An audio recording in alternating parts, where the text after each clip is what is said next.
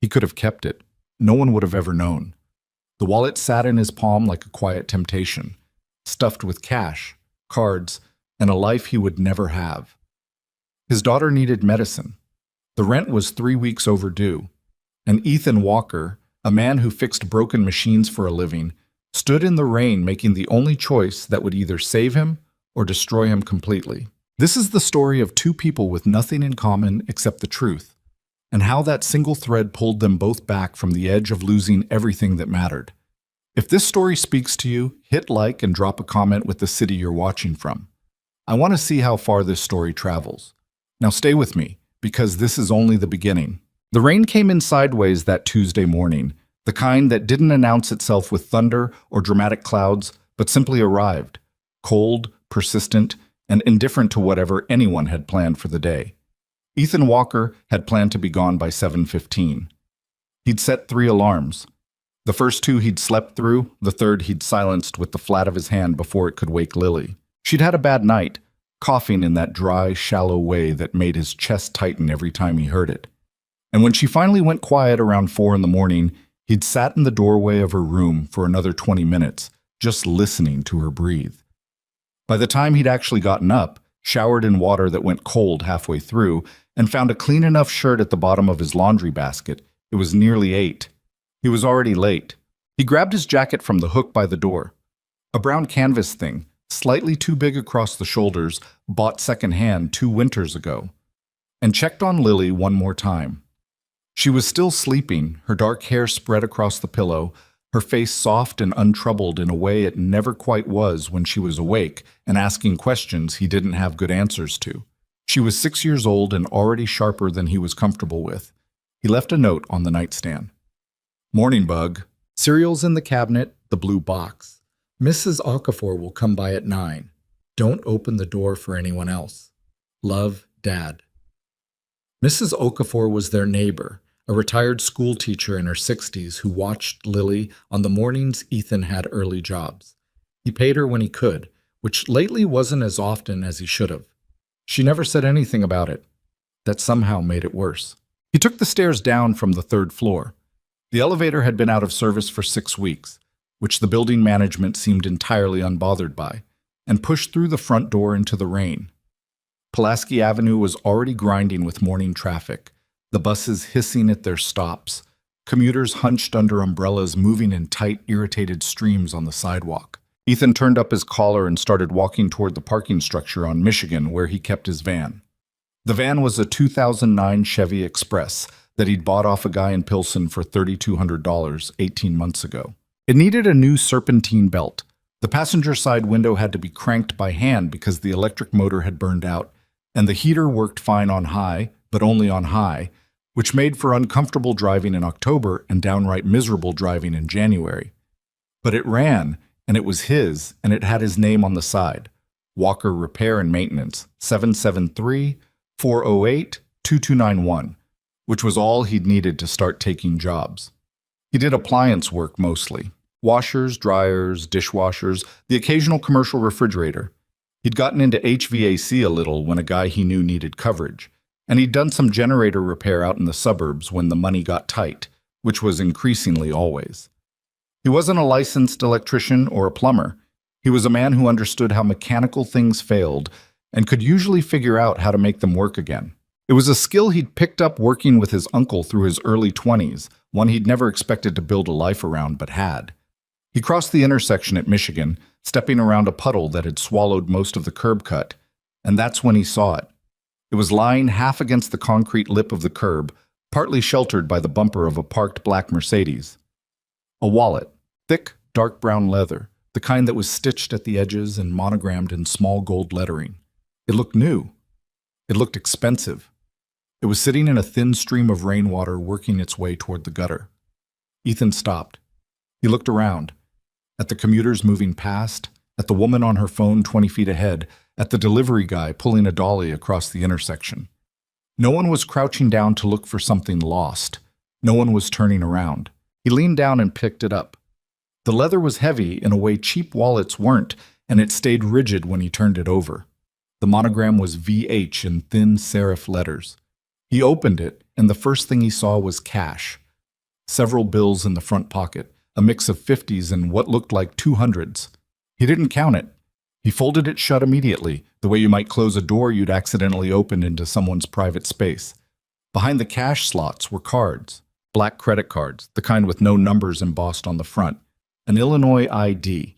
The photo was a woman, younger looking than the name suggested somehow, dark-haired and serious in the way ID photos always make people look slightly severe. The name on the ID read Victoria Ann Hale.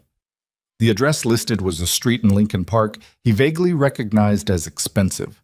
In a small interior pocket, folded once, a business card. Clean white stock, minimal design. Victoria Hale, Chief Executive Officer, Hale Technologies. An address on Wacker Drive. A phone number. Ethan stood there in the rain with the wallet in his hand. He thought about Lily's medication. The refill she needed by Friday, the prescription cough medication that her pediatrician had said wasn't urgent but also wasn't optional, the one that cost $68 at the CVS on Ashland because the generic wasn't in stock, and the insurance they barely kept active had a deductible he hadn't met this year, and probably wouldn't. He thought about the $73 in his checking account and the $140 in cash he had in his jacket pocket, which had to cover gas, food, and Mrs. Okafor at minimum for the next week. He thought about the money in this wallet, which was probably more than all of that combined. He thought about it for maybe 12 seconds. Then he tucked the wallet into his inside jacket pocket, zipped it, and kept walking. But he turned left instead of right, heading away from the parking structure toward the nearest cross street, where he pulled out his phone and searched Hale Technologies Chicago. The result that came back was immediate. A glass tower on Wacker Drive with a company website that had the kind of spare, confident design that meant they didn't need to try very hard. The company was described in the first line of the About page as a leading force in enterprise infrastructure technology and data solutions with operations across North America and Europe. Below that was a photo of Victoria Hale, a proper one, not an ID photo, seated at a large desk, one hand resting on the surface, expression controlled and direct. The article attached to the photo was from a Chicago business journal, 18 months old. Victoria Hale, 30, takes sole command of Hale Tech. Following father's retirement. He looked at the photo for a moment. She looked like someone who didn't misplace things. He put his phone away and started back toward his van. The job that morning was a residential building in Logan Square, a property management company that used him semi-regularly for appliance issues across their portfolio. Broken dryer in Unit 3C, possibly a heating element, possibly just a tripped thermal fuse. It was the kind of job that should take 40 minutes and sometimes took 3 hours and occasionally turned into something that required a second visit and a part ordered from a distributor in Ohio. He made it there by 8:50. The super, a man named Terrence, who communicated almost entirely in single syllables and mild disappointment, led him into the unit without comment. The tenants were out. Ethan pulled the dryer away from the wall, checked the back panel, ran the diagnostic sequence he'd memorized years ago, and found a blown thermal fuse inside 15 minutes. He had a replacement in his kit. He swapped it, ran the drum for a cycle, confirmed the heat element was drawing current properly, pushed the dryer back, noted the time on his work order, and let himself out. Terrence paid him in cash. $115. He sat in his van for a minute and looked at the money. He added it to what was already in his jacket. He had another job in the afternoon, a commercial dishwasher at a restaurant in River North that had stopped cycling, but nothing else until then. He had time to go to Wacker Drive.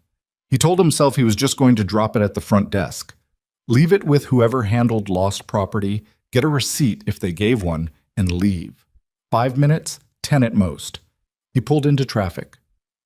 Hale Technologies occupied floors 14 through 22 of a glass tower on Wacker Drive that also housed a law firm, an architecture firm, and what the lobby directory described with suspicious vagueness as a private equity advisory group. The building itself was the kind of structure that expressed its cost and restraint. All pale stone and dark glass and surfaces so clean they made Ethan aware suddenly of his wet jacket and his worn work boots leaving faint damp marks on the polished floor. The lobby was tall and quiet. A security desk ran across most of the far wall, staffed by 2 people in matching gray uniforms. Off to the right, a bank of elevators. To the left, a long reception counter. where a young woman in a white blouse was typing something with the particular focused blankness of someone deeply involved in their own work. Ethan approached the security desk.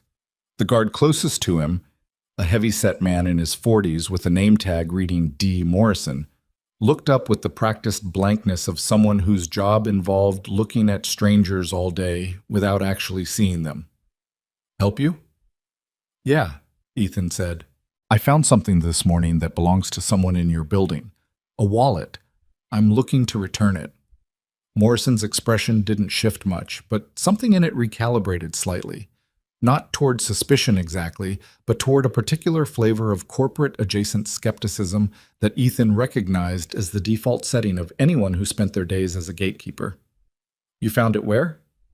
"Michigan Avenue, near the curb. About a block from here, block and a half." "And you know it belongs to someone here?" "There's a business card inside. Victoria Hale, CEO." Something moved across Morrison's face. He straightened slightly. "You have ID." Ethan reached into his back pocket and produced his license. Morrison looked at it, looked at him, handed it back. He picked up a phone receiver and murmured something into it, half turned away. Ethan waited. "Her assistant will be down," Morrison said after a moment. "Take a seat." There was a seating area to the right of the elevator bank, gray upholstered chairs, low glass table, a small sculpture that was either very expensive or a very confident joke. Ethan sat. He was aware of the security guard watching him with a particular kind of patience that was also a kind of watchfulness. He didn't take it personally. He'd spent enough of his life in rooms where he was the person who didn't obviously belong to understand that the watchfulness wasn't always about him specifically. He waited 11 minutes. He checked his phone twice, no messages from Mrs. Okafor, which was good, and watched the elevator doors open and close twice for people who weren't coming for him. The third time the elevator opened, a woman came out who was not the type of person who typically came to collect lost wallets. She was maybe 26, dressed in the precise, slightly severe way of someone who managed other people's schedules for a living. Dark slacks, a silk blouse the color of pale jade, hair pulled back without being severe about it. She moved across the lobby with the walk of someone who was rarely uncertain about where she was going. "Mr. Walker?" He stood. "Yeah." "I'm Diane, Miss Hale's executive assistant." She didn't extend her hand, but her tone wasn't unfriendly, more businesslike, the way a doctor's office receptionist isn't unfriendly, but also isn't quite warm. "You said you found something that belongs to Ms. Hale?" "A wallet." He reached inside his jacket and produced it. "I found it on Michigan Avenue this morning, near the curb outside the parking structure. There was a business card inside with the address here." Diane took the wallet from him and looked at it, at the monogram, at the condition of it. Her face didn't show much, but there was a fractional pause that he registered without quite knowing what to make of. "Do you know if anything was taken out?" she asked. "No," he said. "I opened it to find an ID, that's all." She looked at him. It was a brief look, measuring without being rude about it. "If you'll come with me," she said, "Ms. Hale would like to thank you personally." Ethan hadn't expected that. "She doesn't need to. I just wanted to make sure it got back." "I understand," Diane said, and then said nothing else, which wasn't exactly an acknowledgement that he had any say in the matter. She turned toward the elevator and he followed, because it seemed like that was what was happening. The elevator opened on the 19th floor directly into a reception area that was, again, the kind of space that communicated expense through what it chose not to do. No branding on the walls, no motivational text in vinyl lettering, no framed articles, just clean surfaces, good lighting, and the faint smell of something that might have been an actual plant arrangement rather than a synthetic air freshener. Diane walked him through a short hallway and then paused at the end of it, in front of a set of frosted glass doors. She knocked twice, which struck him as slightly odd given that she was presumably the person who organized access to whatever was behind those doors, and then opened them. The office was large and faced the river. Floor-to-ceiling windows, the kind that made the gray October sky feel like a design element. The desk was positioned toward the far end, at a slight angle to the windows, and behind it, except not behind it, more to one side, was Victoria Hale. She was in a wheelchair. He hadn't known that. The photograph on the company website hadn't shown it, or if it had, he hadn't retained it.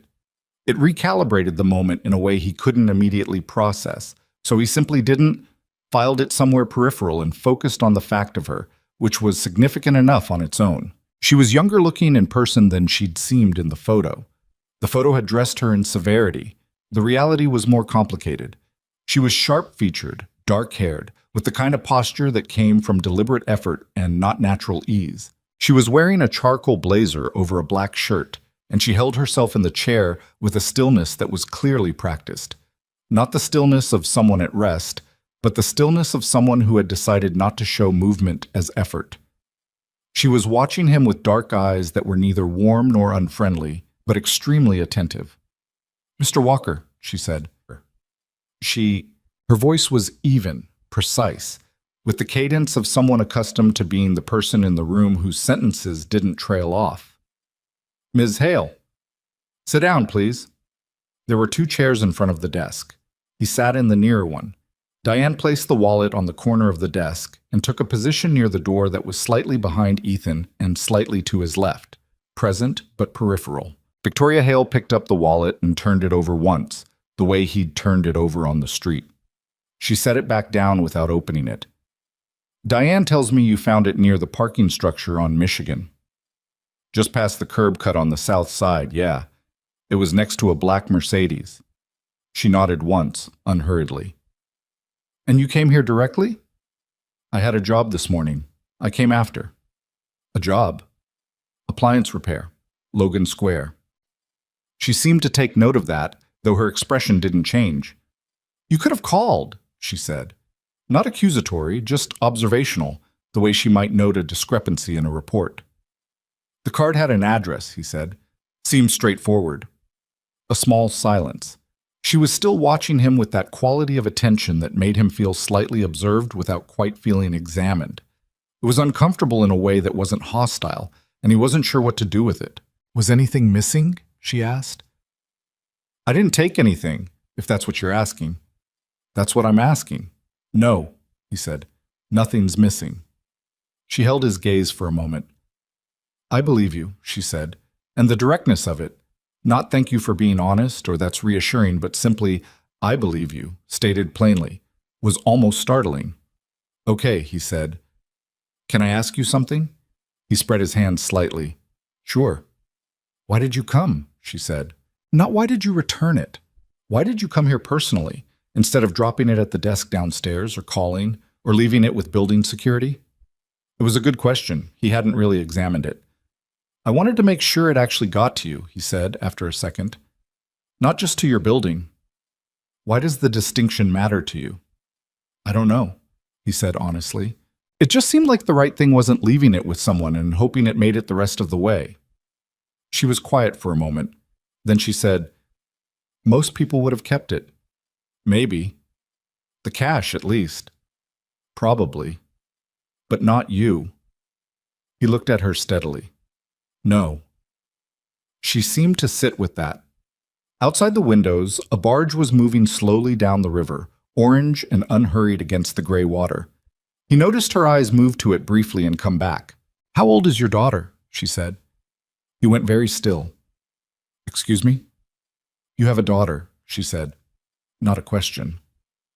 He felt something shift in his chest. Not quite alarm, but a cousin of it. "How do you know that?" "You have a child's drawing on your key fob." She nodded toward his jacket pocket, where his keys were clipped. "A sun and some stick figures, the kind 6-year-olds do." He looked down. The key fob was visible through the top of his pocket.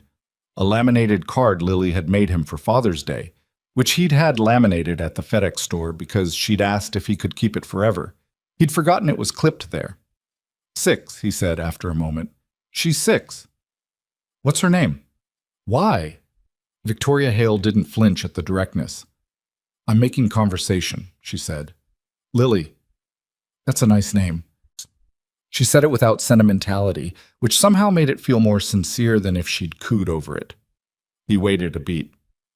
"Look, I should probably get going.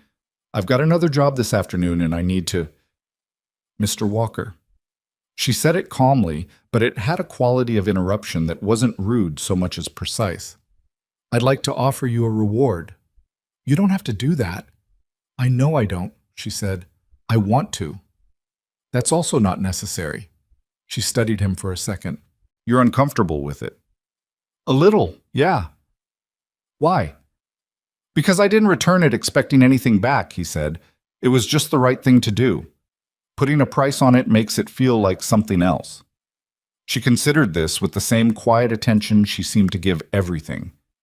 What if I told you I wasn't offering cash? She said. Then I'd wonder what you were offering instead. The smallest thing happened at the corner of her mouth. Not quite a smile, more like the shadow of one. Medical benefits, she said, through the Hale Foundation. We run a community health partnership. I could have someone reach out to your daughter's pediatrician. I'm not a charity case, he said. He heard how it sounded, too sharp, too quick. But he didn't walk it back. I didn't say you were. It came out sounding like one. She shook her head. It came out sounding like I have resources that could help someone who did a decent thing in a world where that's rarer than it should be. She paused. That's not charity, that's arithmetic. He didn't have an immediate answer to that. Think about it, she said, which was a different kind of dismissal than he'd expected. Less like she was done with him, and more like she was giving him room. You don't have to decide anything today. She picked up a pen from the surface of her desk. Not reaching for it, it was simply there, within the small and practiced geography of things she kept within arm's reach, and wrote something on a card, which she set at the edge of the desk facing him. That's my direct number, she said, not the front desk. If you decide you want to talk more about this, you can reach me there. He picked up the card. It was the same design as the business card in the wallet, but this one had a handwritten number on the back. Thank you, he said, which was inadequate, but was what he had. Thank you, Mr. Walker, she said, and then something he didn't expect. I hope Lily feels better. He stood, nodded, and Diane materialized at the door to walk him out. He didn't look back, but he had the distinct and inexplicable sensation of being watched all the way to the elevator. He sat in his van in the parking structure for 10 minutes before he started the engine. He'd put the business card in his shirt pocket, which was where things went when he wasn't sure what to do with them. His shirt pocket held a surprising variety of things: folded receipts, a screw that he'd meant to throw away, a note from Lily's teacher about a field trip that needed a permission slip he still hadn't returned. He thought about the way Victoria Hale had watched him, not the way most people watched him when he showed up at their door for a service call, with the particular half-attention of someone who needs a thing fixed and would prefer to conduct the interaction as efficiently as possible. She'd watched him like she was actually interested in what she was looking at, which was unusual enough that it stayed with him. He thought about her knowing about Lily, about noticing the key fob. He wasn't sure whether that was perceptive or invasive or both. He thought about the cash in the wallet, which he hadn't counted and had tried not to estimate, and about the $68 Lily's prescription was going to cost, and the fact that after Terrence had paid him this morning, he had just over $230 to last the week. He didn't think about the offer for very long, because thinking about it made his chest do something complicated. He started the van and pulled out into traffic. The River North job took 3 hours. The commercial dishwasher was a Hobart FM 66, which he hadn't worked on before, but which was, at its core, a machine with identifiable failure points and a service manual he'd been able to pull up on his phone. The problem turned out to be in the wash arm assembly. One of the lower spray arms had cracked along a seam and was misdirecting water pressure, which was causing the cycle sensor to read a completion condition that wasn't actually there. He'd been able to source a replacement arm from a restaurant supply company 8 blocks away and install it same day, which was the kind of luck that didn't always happen, and that the restaurant manager, a tired-looking man in his 50s named Frank, who had the demeanor of someone who'd been dealing with equipment problems all day, seemed genuinely grateful for. Frank paid him in cash, $3.50, and offered him a plate of food from the prep kitchen, which Ethan accepted because he hadn't eaten since a granola bar at 7, and because turning down food when it was offered freely felt like the wrong kind of pride. He sat in the back of the restaurant near the service entrance and ate grilled chicken and roasted vegetables with the focused quietness of a man who was used to eating alone in between things. He thought about what he was going to tell Lily when he got home. She always asked how his day had been, with the specific interest of a child who was still in the phase of believing her parents' day was as interesting to hear about as a story. He told her about the machines, usually, the weird problems, the things that weren't supposed to work but didn't, the satisfying click of a part fitting correctly into place. She liked the diagnostic parts, the figuring it out. She liked it when he explained why things failed. He wasn't sure how to explain what had happened today. I found a wallet full of money. Bug. Belonged to a woman who runs a big company. I gave it back. She has a nice office and she noticed your drawing. He'd leave out the part where he'd sat in the parking structure for 10 minutes, trying to understand why he felt unsettled. He finished eating, thanked Frank, and drove home through the tail end of the evening rush, the city pressing in on all sides, with its particular exhausted urgency. Mrs. Okafor was watching a Nigerian soap opera when he knocked on her door. She answered with the slightly distracted expression of someone pulled away from a cliffhanger and told him Lily had eaten lunch, hadn't napped, and had spent an hour building something with cardboard boxes in the living room that she claimed was a veterinary hospital. She charged me $3 to look at my thumb, Mrs. Okafor said. Did she fix it? She put a Band-Aid on it and said to come back in 2 days. She paused. She's a good doctor. He thanked her and gave her $40, which was less than he owed her. She took it without comment and went back to her show. He let himself into the apartment with his own key. Lily was in the living room, still in the construction phase of what was, in fact, an elaborate cardboard structure that took up most of the floor space between the couch and the radiator. She'd labeled sections of it with a marker in her unsteady 6-year-old handwriting. Dogs, cats, other, emergency. Emergency has a different spelling, he said from the doorway. I know, she said, without looking up from where she was taping a section of cereal box to a piece of corrugated cardboard. But I like mine better. He came in and sat on the floor beside her. She had her mother's hands, long-fingered and precise, and her mother's focused expression when she was building something. He watched her work for a moment, the careful way she pressed the tape down with her thumb, the small frown of concentration. How's your cough? He said. Fine. It was bad last night. I know. It's fine now. He touched her forehead briefly. No fever, he didn't think, but cooler hands weren't the most reliable diagnostic. We'll get your medicine Friday, he said. She looked up at him then, with the particular perception of a child who has spent most of her life with only one parent and has therefore developed a calibrated ear for the difference between this is the plan and I'm saying this so you feel okay. Is that the actual plan? She said, or the say it so I feel okay plan? The actual plan, he said, because tonight he believed it was.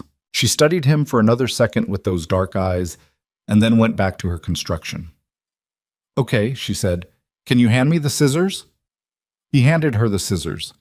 He sat on the floor of his apartment in the particular comfortable exhaustion of the end of a day, and he watched his daughter build something that needed to exist. And outside the window, the rain came back, quieter now, more patient. The business card was still in his shirt pocket. He didn't take it out, but he didn't forget it was there. 3 days later, Lily's cough had gotten worse. It wasn't dramatic worse. She wasn't running a fever. She wasn't struggling to breathe. She was still eating and going to school and building increasingly ambitious structures out of whatever cardboard came through their apartment. But the cough had moved from the shallow, dry variety to something with more depth to it, a productive sound that the pediatrician's nurse, when Ethan called the advice line on Thursday morning, described as worth monitoring closely in the careful language medical professionals used when they wanted to communicate concern without triggering panic. Can she be seen today? Psh, he asked. Dr. Reyes has an opening at 4:30. I'll take it. He rearranged his afternoon, called the building manager in Humboldt Park, who'd been trying to schedule him for a furnace inspection and moved it to the following week, texted Mrs. Okafor, picked Lily up from school himself at 3. She fell asleep in the van on the way to the clinic, which worried him more than the cough. She was not a child who napped. Dr. Reyes was a compact woman in her 40s who had been Lily's pediatrician since Lily was 18 months old, and who had the particular manner of a doctor who'd chosen pediatrics because she actually liked children rather than because it seemed practical. She listened to Lily's chest, asked her questions with the kind of directness children responded to, did not talk over Lily's head to Ethan as if Lily weren't present. Bronchitis, she said when Lily was pulling her shirt back down. Not severe, but we want to catch it before it decides to become severe. She wrote a prescription. This is an antibiotic, and I also want her on a mucolytic, a medication that helps clear the mucus. The mucolytic isn't covered well by your current plan, but we can try the generic. The generic's not in stock, he said. He knew this because he'd called. She looked at him for a moment. I know, she said, in a tone that meant she'd already been thinking about this. The brand name runs about $60 at most pharmacies. I can write it so she gets the minimum effective course. Should be enough with the antibiotic. How much for both? She did the math in her head, which told him she'd done it before. Probably 90 to 95 total at CVS, maybe 85 if you use the GoodRx discount. He did not say anything. He looked at Lily, who was swinging her legs off the examination table and examining the cartoon animal poster on the wall with the detached interest of someone who had been to this office many times and had already memorized most of its decorations. I can talk to the pharmaceutical rep, Dr. Reyes said quietly. Sometimes there are samples. I'll figure it out, he said. I always do. She didn't push. She finished writing the prescription and handed it to him and said Lily should be seen again in a week. And Lily said goodbye to the cartoon animals in a tone of fond farewell that would have been funny if Ethan's mind hadn't been doing rapid and unhappy arithmetic. He had $112 in his account. He got Lily settled in the van with a book she'd brought from school and walked 20 feet away and took out his phone. He opened his contacts and stared at the name he'd added 3 days ago. V. Hale. Direct. He told himself he wasn't going to call. He stood on the sidewalk outside the pediatric clinic in the dusk of a Thursday in October, with his daughter coughing softly in the van 20 feet away, and he felt the particular defeat of a man who keeps making the right choice and keeps ending up in the same place anyway. He put his phone back in his pocket. He went back to the van. Ready to go? He said. Lily looked up from her book. Is it going to be okay? She said. Yeah, Bug, he said. It's going to be okay. He started the engine. He drove to the CVS on Ashland. He handed over the prescription and his insurance card and waited while the pharmacist ran it and came back to tell him what he already knew. He paid $91 for 2 medications, which left him with $21 in his account. He drove home. He made Lily soup from a can and sat with her while she ate it at the kitchen table. And then he gave her the first dose of the antibiotic with water and read her 2 chapters of the book they were working through together. A middle-grade novel about a girl who communicates with her late grandmother through an old radio that had been Ethan's idea and was probably slightly above Lily's reading level, but which she refused to abandon. He read until she fell asleep. He sat at the kitchen table afterward with a cup of coffee that had gone cold and took out his phone. He held it in his hands for a while. Then he took out Victoria Hale's card and looked at the handwritten number on the back of it. He didn't call. He didn't text. He just sat with the card in his hand, looking at it, trying to understand what kind of man he was. The one who asked for help, or the one who didn't. He was still sitting there when his phone buzzed with a text from a number he didn't recognize. Mr. Walker. This is Diane Chen, Ms. Hale's assistant. I hope this is an okay time to reach out. Ms. Hale asked me to follow up. She wanted you to know that if you decided to speak with her again, she's available tomorrow morning at 8. No obligation. D. Chen, Hale Technologies. He stared at the message for a long moment. He set the phone face down on the table. He thought about the wallet lying in the rain at the edge of the gutter. He thought about the 12 seconds he'd stood there looking at it. He thought about the woman in the wheelchair behind the desk with the river view who had noticed a laminated drawing on a keychain. He thought about Lily sleeping in the next room with the particular quiet of a sick child. He turned the phone face up and typed, I can be there at 8.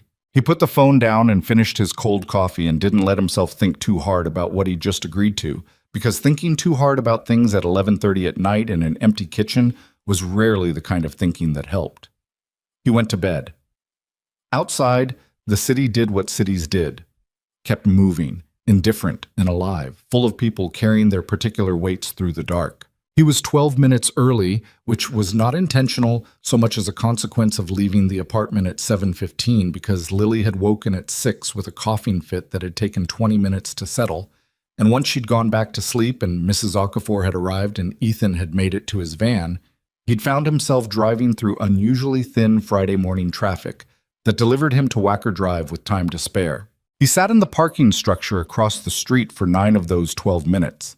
He drank the last of the coffee from the thermos he'd filled at home, lukewarm by now, slightly overbrewed, and watched people move in and out of the building's lobby through the glass front and tried to understand what he thought he was doing. He wasn't entirely sure. The text to Diane last night had felt like a decision, but in the clear gray light of a Friday morning, it felt more like a thing he'd done before he'd fully decided to do it, which was a distinction that mattered to him and that he couldn't now undo. He was here. He'd told them he'd be here. He would go in, hear whatever Victoria Hale had to say, and then decide what to do about it from a position of actual information rather than the positions he'd been cycling through in his kitchen at midnight. That was the plan. He got out of the van at 7:58. Diane met him in the lobby this time, which meant she'd been watching for him. She was wearing something darker today, navy, and she had a coffee in one hand and a tablet in the other, and she moved toward him with the particular efficiency of someone who was already 3 tasks into her morning. "Mr. Walker, good morning." She turned without breaking stride, and he fell into step beside her. "Ms. Hale is in early today. She'll see you right away." "Does she usually come in this early?" Diane glanced at him sideways. "Ms. Hale is usually here before I am," she said, which he read as a non-answer that was also somehow a complete answer. They rode the elevator up in the particular compressed silence of 2 people who don't know each other well enough to fill 19 floors with small talk. He noticed that Diane had the look of someone managing a significant amount of information at all times. Her eyes moved to the tablet twice during the ride, though she didn't open anything on it. The 19th floor looked the same as it had 2 days ago. Same clean surfaces, same quality of light, same faint smell of something natural and expensive that he still couldn't identify. Diane walked him through the hallway and knocked twice at the frosted glass doors and opened them. Victoria Hale was at her desk, but differently than she'd been before. She had 2 monitors open and a phone receiver resting on her shoulder, and she was writing something on a notepad while talking, and when Diane opened the door, she held up one finger without looking up. The universal signal for one moment that in her case felt less like an apology and more like a directive. He stood near the door. Diane had already left. "The filing deadline is not negotiable," Victoria was saying into the phone. Her voice had a different quality than it had in their first meeting, tighter, with an edge of controlled impatience, the voice of someone who'd been managing a problem since before breakfast. "Tell Marcus that if he needs another week, he should have started a month ago. We file Thursday." "Yes, Thursday." A pause. "I understand he's concerned. He can be concerned and still file on time." Another pause, shorter. "Thank you, but..." She set the receiver down and finished the sentence she'd been writing on the notepad. Then she looked up. "Mr. Walker?" Something in her face shifted from the expression she'd had on the phone call to something more contained. Not warmer, exactly, but more deliberate. "Sit down." He sat. "Busy morning." "Every morning is a busy morning," she said, without complaint, just factually. She put down her pen and gave him the same quality of attention she'd given him on Wednesday. Complete, unhurried, a little unsettling. "I'm glad you came. Your assistant's text last night was..." He paused, choosing a word. "Unexpected." "I told her to reach out," Victoria said. "I should have done it myself." She said this matter-of-factly, not self-critically, but as someone noting a process she'd have done differently. "How is your daughter?" He looked at her for a second. "She has bronchitis," and he said, She's okay. She'll be okay." "I'm sorry to hear that." A brief pause. "Did she get her medication?" "Yeah." She seemed to hear something in the brevity of that answer, but didn't press on it. "I wanted to talk to you more about what I mentioned on Wednesday," she said. "The Hale Foundation's Community Health Partnership." "You said you wanted to." He kept his voice even. "I'm listening." She turned slightly in her chair to face him more directly, and he noticed again the deliberateness of how she moved. Every adjustment considered, nothing careless. "The foundation runs a program called MedBridge," she said. "We partner with a network of healthcare providers in Chicago to extend coverage to families who fall through the gaps in the standard insurance system. It's not government-funded. It operates through private endowment and corporate partnerships. About 4,200 families are currently enrolled." And you're offering to enroll us. I'm offering to have someone from the foundation reach out to Doctor. She glanced at something on her desk, a note he hadn't seen her write. Dr. Reyes, Lily's pediatrician, to discuss coverage options for ongoing care. He was quiet for a moment. You looked up her doctor. Diane made some calls, she said, and she said it in a tone that acknowledged there was a reason he might find that intrusive. I wanted to be specific, not vague. Vague offers are easy to make and easy to decline. So are specific ones, he said, a slight pause. Fair enough. He leaned forward, put his elbows on his knees, and looked at her directly. I need to ask you something, Ms. Hale, and I need you to answer it honestly. Her expression didn't change. All right, why does it matter to you whether I accept this or not? You run a foundation that serves 4,000 families. You don't need to personally recruit the guy who returned your wallet. She held his gaze. For a moment she said nothing, and he had the sense that whatever she was deciding wasn't about whether to answer him, but about how accurate to be. You're right, she said. I don't need to. The program operates fine without my personal involvement in individual cases. She paused. I made an exception. Why? Because most people who walk through that door come because they want something from me, she said. You came to give something back. That's unusual enough that I noticed it. That's a reason to notice, he said. That's not a reason to run a background check on my daughter's doctor. Something shifted in her face. Not quite a flinch, but the closest thing to one he'd seen from her. You're right, she said again. That was overreach. I apologize. He hadn't expected the apology to come that quickly or that cleanly. It threw him slightly. Okay, he said after a beat. Do you accept it? Yeah, he said. I do. She nodded once. Then, does that change your answer about the program? I don't know yet, he said honestly. I don't like accepting things I haven't earned. You returned a wallet, she said. Most people don't. That's a pretty low bar for earning medical coverage.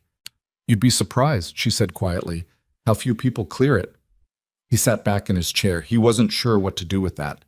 The flatness of it, the absence of performance in the way she said it. She wasn't trying to sell him on anything.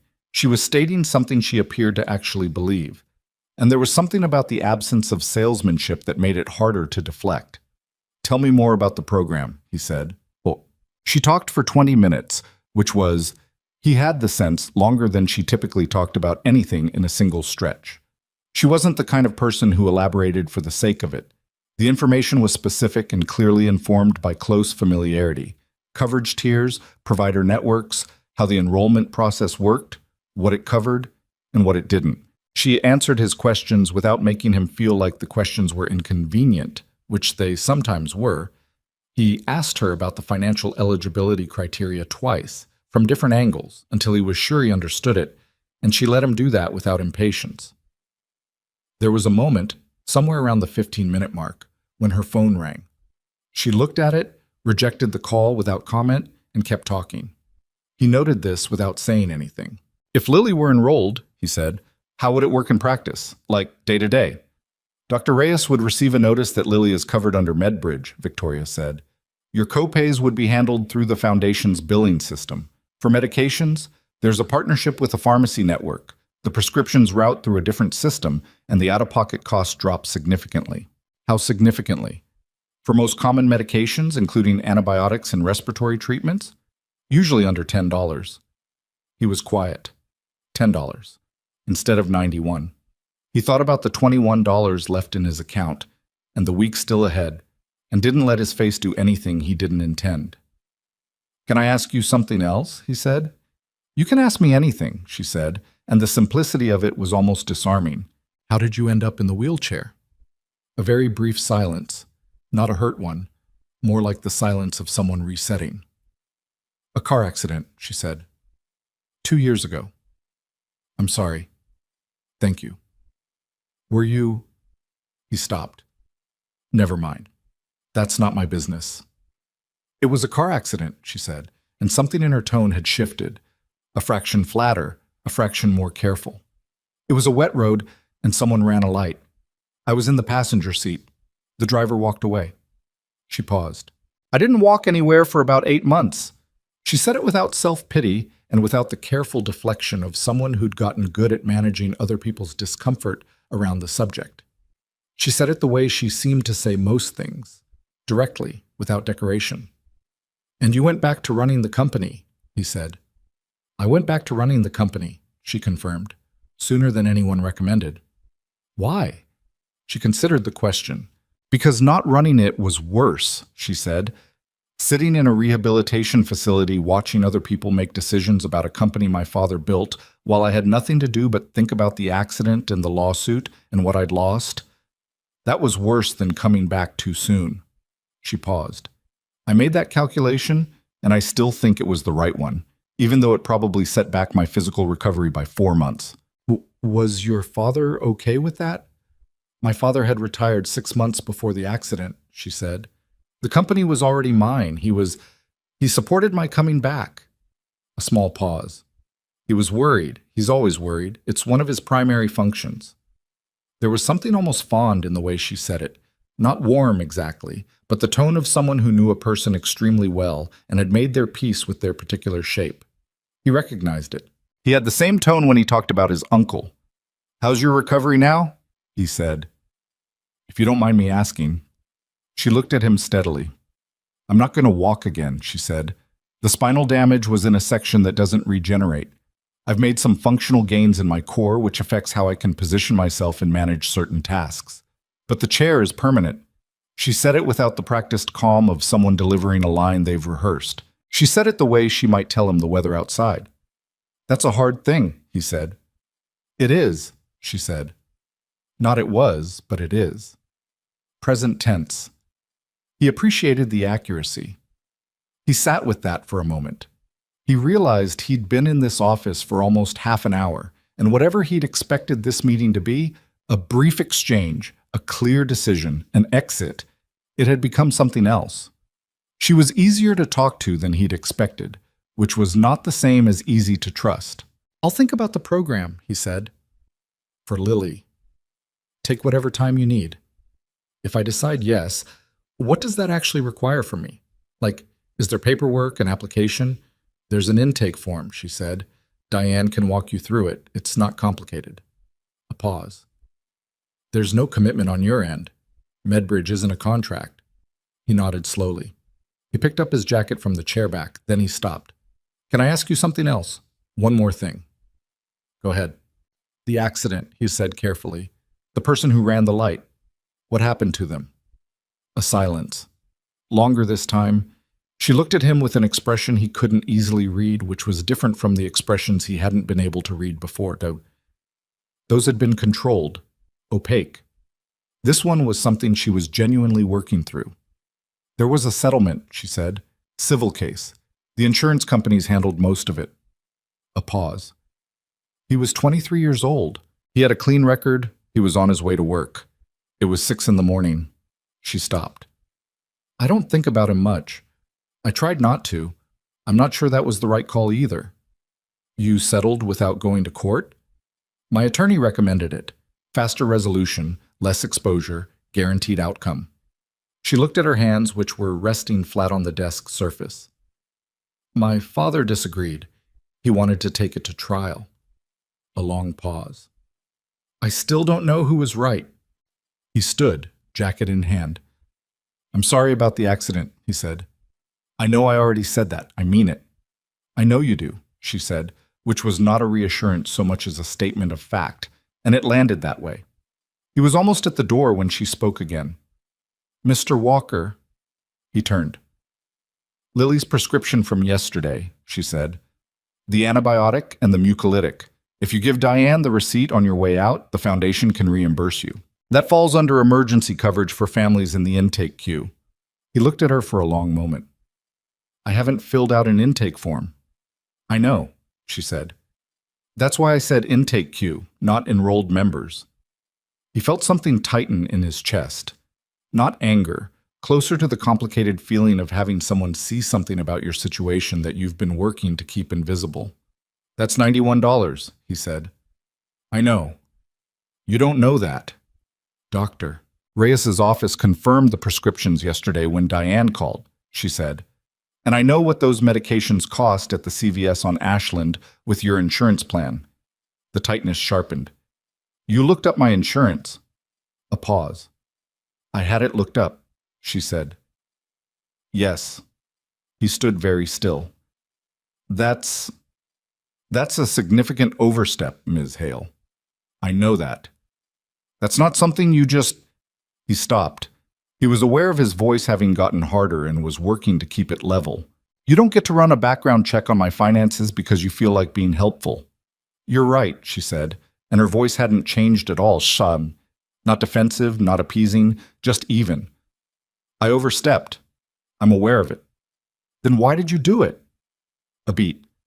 Because I'm better at solving problems than I am at waiting, she said, and because I had the resources to find out what the problem was, and I used them. She held his gaze. I'm not going to pretend that was appropriate, but I'm also not going to pretend I don't know what I found. He looked at her across the office in the gray morning light, this woman who had run a check on his insurance plan and memorized the copay at a pharmacy 8 blocks from his apartment and tried to work out what exactly he was dealing with. She was not apologetic in the performing distress sense. She'd said she was wrong with the flatness of someone who meant it, and then she'd explained why she'd done it anyway with the same flatness, and she was sitting there waiting for him to decide what to do about all of it without flinching. It was infuriating, and he couldn't entirely explain why it was also something else. Keep your reimbursement, he said finally. All right.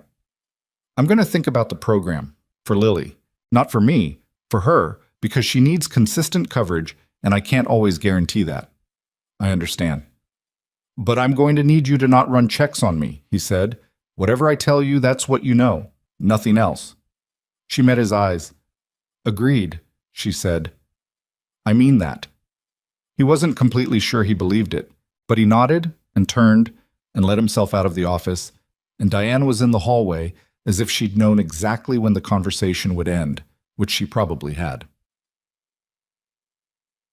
He spent the weekend working. There was always work, if he looked for it. An emergency call came in Saturday morning from a woman in Andersonville whose washing machine had flooded her laundry room overnight, a failed drain pump, 2-hour job. He charged her $200 and felt okay about it. Sunday he did a furnace inspection in Humboldt Park that had been rescheduled twice, and in the afternoon replaced the igniter on a gas range in a townhouse in Wicker Park for a couple who'd been using a camping stove for a week. He kept his hands busy because when his hands were busy, his head ran quieter. He told Lily he might be doing some paperwork over the weekend, which she'd received with the philosophical acceptance of a child who understood that adults did paperwork the way weather happened. Not personally, just inevitably. She'd spent Saturday building an extension onto her cardboard veterinary hospital and Sunday reading with a focused intensity that reminded him so much of her mother that he had to leave the room once, briefly, to collect himself. Lily's mother, Claire, had died of an aneurysm when Lily was 14 months old. She'd been 28. She'd been a librarian. She'd been in the middle of a sentence when it happened. She'd been on the phone with her mother talking about a book, and the sentence simply stopped. Ethan had been at a job site on the other side of the city. He'd gotten a call from Claire's mother that he'd ignored because he was in the middle of something, and then she'd called back immediately, which was the signal they'd never actually discussed, but both understood meant something was wrong. He didn't think about it constantly. He'd learned over 4 years to carry it in a way that didn't require him to acknowledge it at every moment. It was there the way a scar is there. Always. But not always the first thing you're aware of. But sometimes Lily did something. A posture, a silence, a way she held a book with both hands tight around the spine, and it came forward all at once. He filled out the MedBridge intake form on Sunday night after Lily was in bed. It was, as Victoria had said, not complicated. Basic household information, income, current insurance status, primary care provider. He wrote in Dr. Reyes's name and the clinic address. He hesitated at the income field for a moment. Not because he didn't know the number, but because writing it down and sending it somewhere felt like a different kind of exposure than he was used to. He wrote it down. He submitted the form through the foundation's website. He closed his laptop and went to bed. Monday brought a dense, ordinary cold that had come down from the lake overnight and settled into the city with the particular commitment of early November weather. Ethan had 3 jobs: a residential garbage disposal in Lakeview in the morning, a commercial refrigeration unit at a deli in Pilsen after lunch, and an evening call in Oak Park that turned out to be a dryer with a broken drum support roller, which was a 40-minute fix that he was grateful for by 7:30 when he was tired and still had the drive back. He was pulling out of Oak Park when his phone rang, a Chicago number he didn't recognize. He answered on the second ring. "Walker, Mr. Walker," a woman's voice, professional and measured. "My name is Carla Nguyen. I'm a program coordinator with the Hale Foundation. I'm calling about your MedBridge application." He changed lanes. "Yeah. I wanted to let you know we received your intake form and your daughter's file has been assigned to our pediatric coverage track. Dr. Reyes's office will receive the enrollment notice tomorrow morning." A brief pause. "We also want to let you know the coverage is retroactive to the date of your initial contact with the foundation, which was October 15th. He processed that. Retroactive to the 15th. "Yes, that means the prescriptions from last Thursday would fall within the covered period. If you'd like to submit the receipts, we can process a reimbursement." He had his eyes on the highway. "Someone already offered me that reimbursement last Friday," he said. "I turned it down." A brief pause. "I see. That's entirely your choice, of course. I just want you to know it's still available if you change your mind." "I won't," he said, "but thank you." "Of course." She gave him a number to call if he had questions about the program and told him to expect a welcome packet by email, and then she said goodbye with the efficient warmth of someone who made these calls many times a day and had genuinely decided to be kind each time.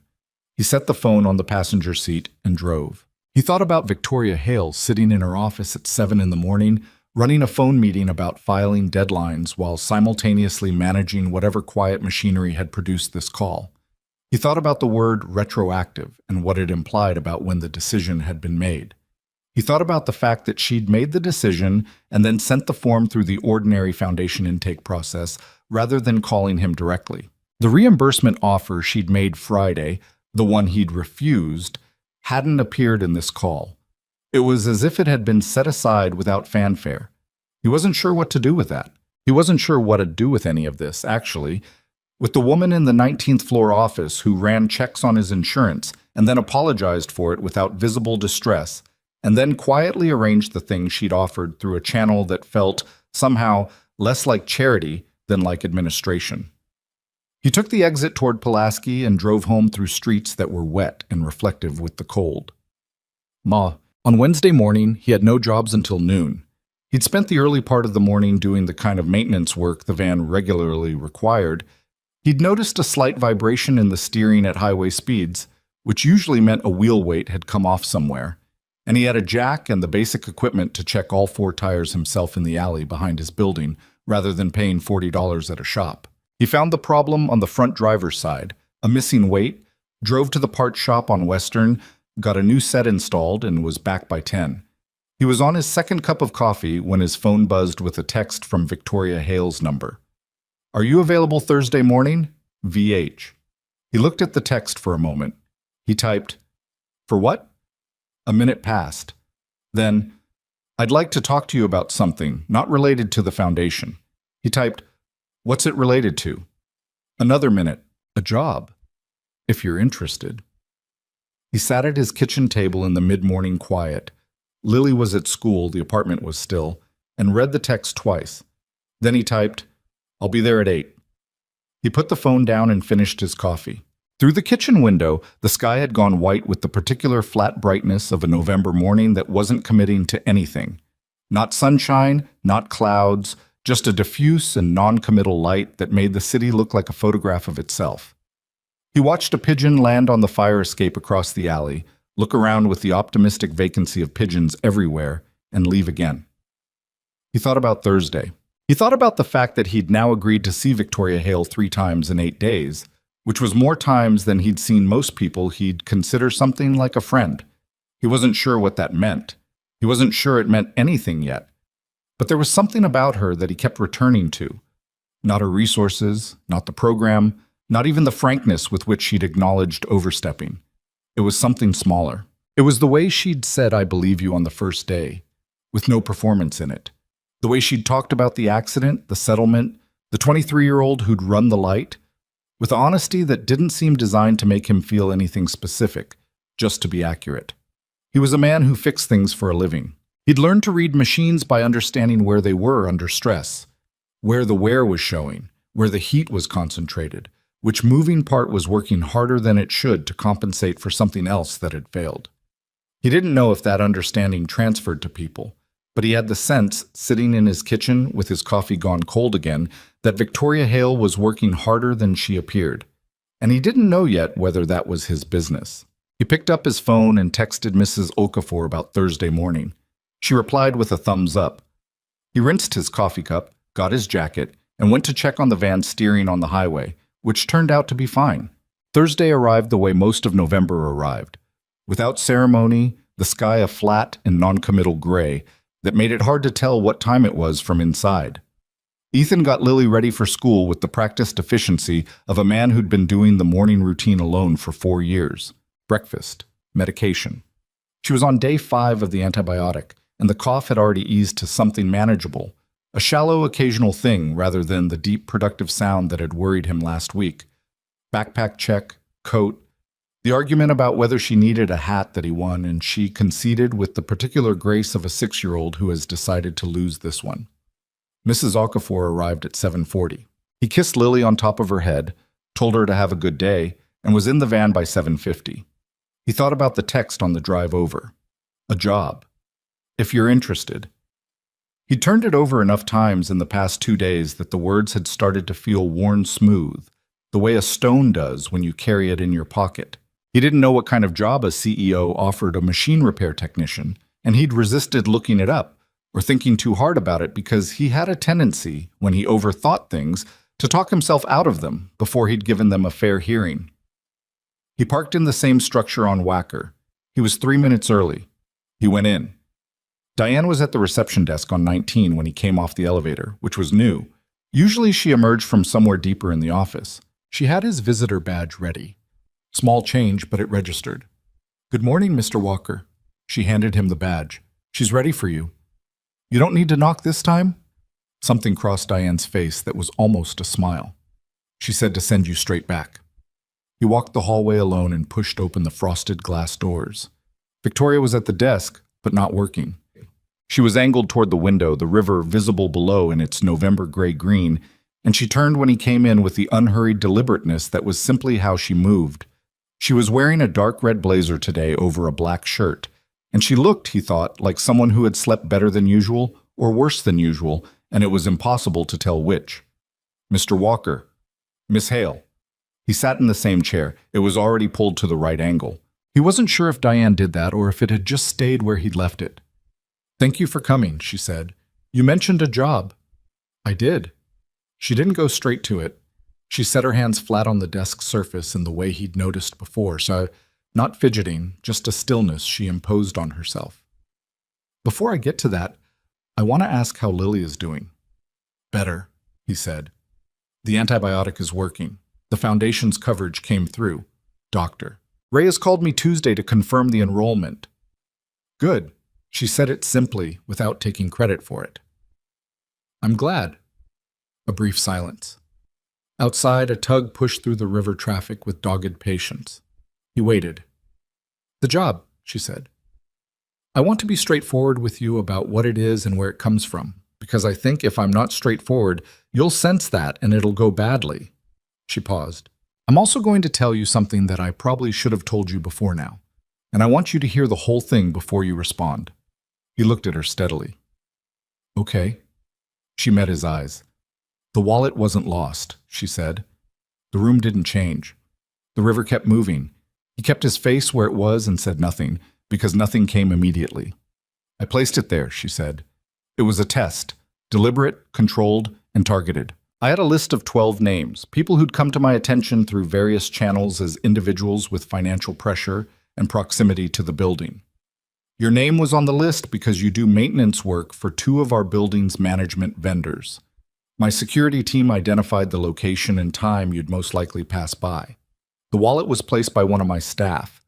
She kept her voice even through all of it, but not cold. It was the voice of someone delivering something they knew would hurt and had decided the only decent way to do it was accurately. We had 4 wallets placed over 3 weeks. You were the only person who returned it. He sat very still. The test was designed to find someone whose integrity held under financial stress, she said, because I need someone for a role in the Foundation's new program that requires handling distributions to vulnerable families. I need someone I can trust completely. After 2 years of running background checks and formal interviews and reference calls, I decided I needed a different kind of data. A pause. So I created a situation. The silence that followed had a different quality than the ones that had come before. It was the silence of something having shifted in the room's weight. The offer to enroll Lily in MedBridge, he said slowly. Was that part of the test? No, she said. That was genuine. How do I know that? You don't, she said. Not for certain. I understand that. The medical coverage is real and has no conditions attached to it. Lily will remain enrolled regardless of what you decide today. That's not a negotiating tool. He looked at her for a long moment, then he stood up. He didn't do it dramatically. He just stood, because sitting still had become impossible. And he walked to the window and looked at the river and tried to sort out what he was feeling, which was several things at once, and not all of them had names yet. The clearest one was anger. Not the hot, immediate kind, but the colder variety, the kind that comes from having thought someone was seeing you as a person and learning they were seeing you as a data point. The one underneath that was something more complicated, because she'd seen him as a data point and the data point had done the human thing, and she was sitting in front of him telling him the truth about it now, which she didn't have to do. She could have hired him for whatever the job was, and he never would have known where it started. He turned around. You could have not told me, he said. Yes. So why did you? She didn't answer immediately. He watched her work through it, and he had the distinct impression this was not a prepared answer, that she'd known this moment would come and had not scripted it. Because you told me not to run checks on you, she said finally. And then I would have been sitting across from you offering you a job built on the foundation of the largest check I've ever run on anyone, and I couldn't... She stopped. A brief pause. I couldn't keep doing that. He stood at the window with his hands in his jacket pockets and looked at her. You couldn't keep doing that, he repeated. No. Because it's wrong, he said. Yes. Or because you thought I'd find out anyway. She held his gaze. Both, she said, if I'm being honest. You should be honest. I know. He came back to the chair but didn't sit. He stood behind it with his hands on the back of it and looked at her from that standing distance. What was the job? He said. What were you going to offer me? A coordinator position with the Foundation's new community outreach program, she said. Family resource placement, working directly with enrolled families to match them with services, handle distributions, manage the relationship between the Foundation and the partner vendors. It's a salaried position. Benefits. Full-time. He stared at her. You were going to offer me a job running a social services program. A community placement program, she said. It's not clinical. It's logistical and relational. You understand how things break and how to fix them. That's what the job is, but with systems instead of machines. Identifying what's not working for a family and finding the lever that moves it. A pause. I've read your work history. You troubleshoot. You're good at it. And apparently you're honest about what you find. You read my work history, he said. It wasn't a question. I did. Before or after the wallet? A silence. Before, she said. He processed that. So the 12 people on the list, you didn't find them randomly. You found them by looking first. That's correct. He exhaled slowly through his nose. Ms. Hale, he said, and his voice had a quality now that he didn't usually let into his professional interactions. Not quite heat, but pressure. I need you to understand something. I'm not a test subject. I'm not a data point. I'm a man who woke up that Tuesday morning and found something that wasn't mine and made a choice. That choice was private. It happened inside of me, in the rain, in about 12 seconds. And you manufactured the situation that produced it, and then you watched it, and now you want to hire me because it performed correctly. He paused.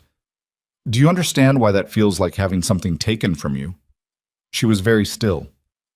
Yes, she said. I do understand that. Do you actually, or are you saying that because it's the right thing to say? I actually do, she said, and something in her voice had changed. Not softer, but less structured, less like a board presentation, and more like a person talking. Because someone did something similar to me once. Not with a wallet, with a relationship. Someone spent 6 months building something with me that turned out to be calculated from the beginning. A pause. I know what it feels like to find out the ground wasn't what you thought it was. He looked at her. And yet I did it anyway, she said.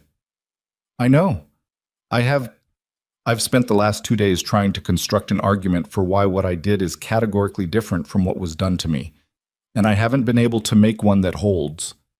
The admission sat in the room between them. He hadn't expected it, and he could tell from the quality of the silence that she hadn't either, or at least hadn't expected to say it in quite that way.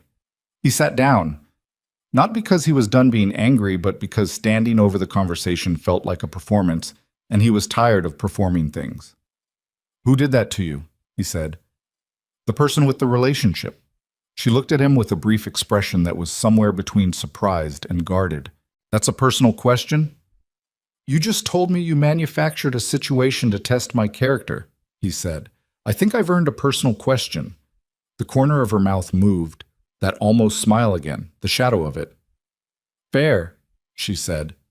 She was quiet for a moment. He waited. His name was Daniel Ashworth, she said. He was the CFO of a competitor firm. We were together for almost a year. I found out 8 months in that he'd been reporting to their board on our internal strategy. A pause. Things I'd told him privately, plans we were still developing. He had full access to my life and he was using it professionally. Another pause, shorter. I thought we were building something real. He was building a dossier. Ethan said nothing for a moment. When did you find out? 4 months before the accident, she said. He was gone before the accident, so there were 2 things that year. She said it flatly, without bitterness, and without the absence of bitterness that's its own kind of performance. Just fact, the way bad things accumulate in certain years for no particular reason. And after that, he said, you decided to test people before trusting them. I decided, she said carefully, that trust needed evidence. Yes. Evidence you created. Evidence I created, she confirmed, which I'm aware makes it less like evidence and more like engineering. Yeah, he said. That's the problem. She nodded. She didn't argue with it. He looked at the desk surface between them. There was a small scratch near the corner of it, barely visible, the kind that happened when something was moved without being lifted.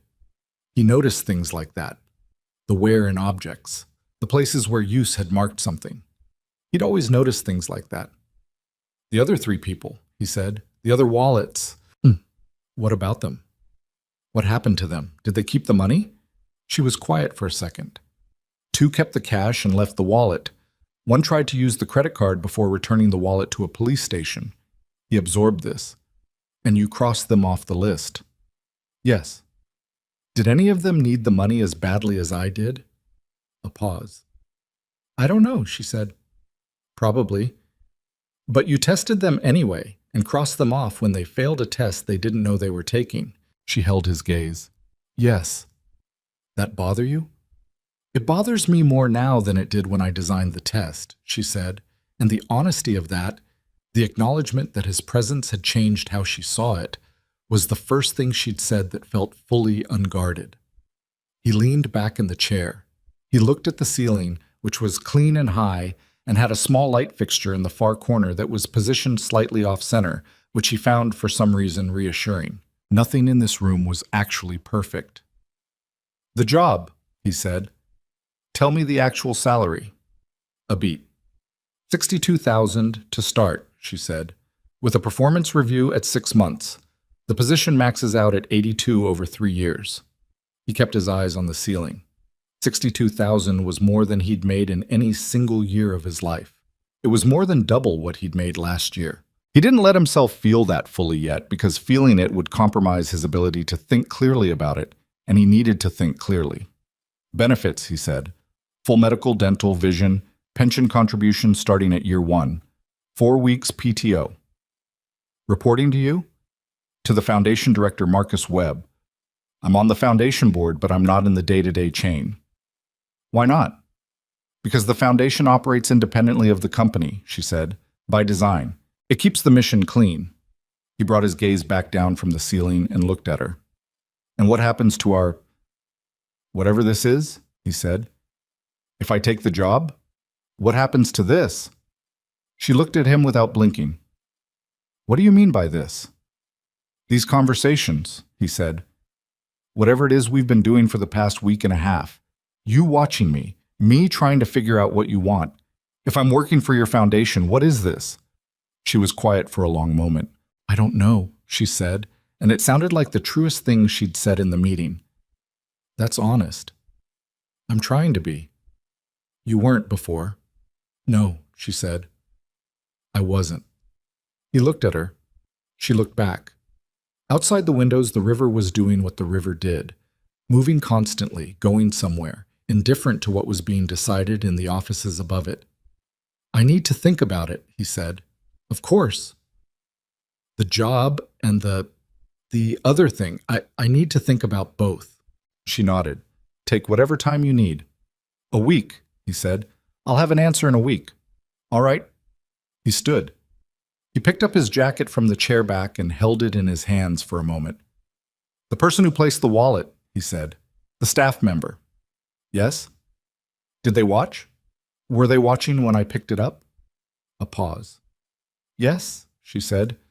There was a camera. He nodded slowly. He'd wondered. He wasn't sure why it mattered, but it did.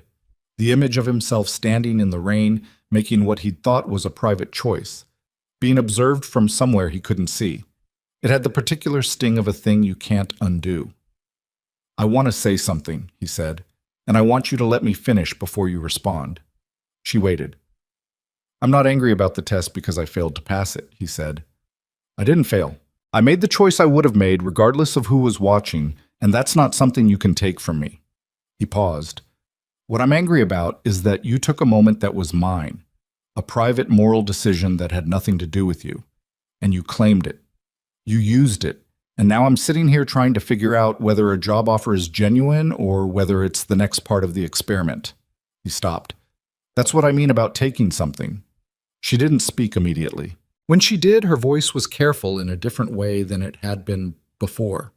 Not controlled, but careful the way someone is careful when they're working not to break something. You're right, she said. I claimed something that wasn't mine to claim, and I'm not sure I can give it back, which is... She stopped. That's something I need to sit with. Yeah, he said. You do. He pulled his jacket on. He buttoned one button, then undecided, then left it. He moved toward the door and then stopped with his hand not quite on the handle. The scratch on your desk, he said. Near the left corner, she blinked. What about it? How long has it been there? A pause, confused. Then something shifted in her expression towards something almost unguarded. Not quite surprised, but its cousin. About 6 months, she said. Someone moved a sculpture without lifting it. You kept it. The desk is good oak, she said. I wasn't going to replace the desk. Most people would have. Most people replace things too fast, she said. He looked at her for a moment. Yeah, he said. They do. He left. He sat in the van for 20 minutes this time. He didn't drink coffee. He didn't look at his phone. He sat in the driver's seat with both hands in his lap and looked at the concrete wall of the parking structure and let his mind run through what had just happened with the same methodical patience he gave to a machine he didn't understand yet. There was the anger, which was real, and he wasn't going to minimize it.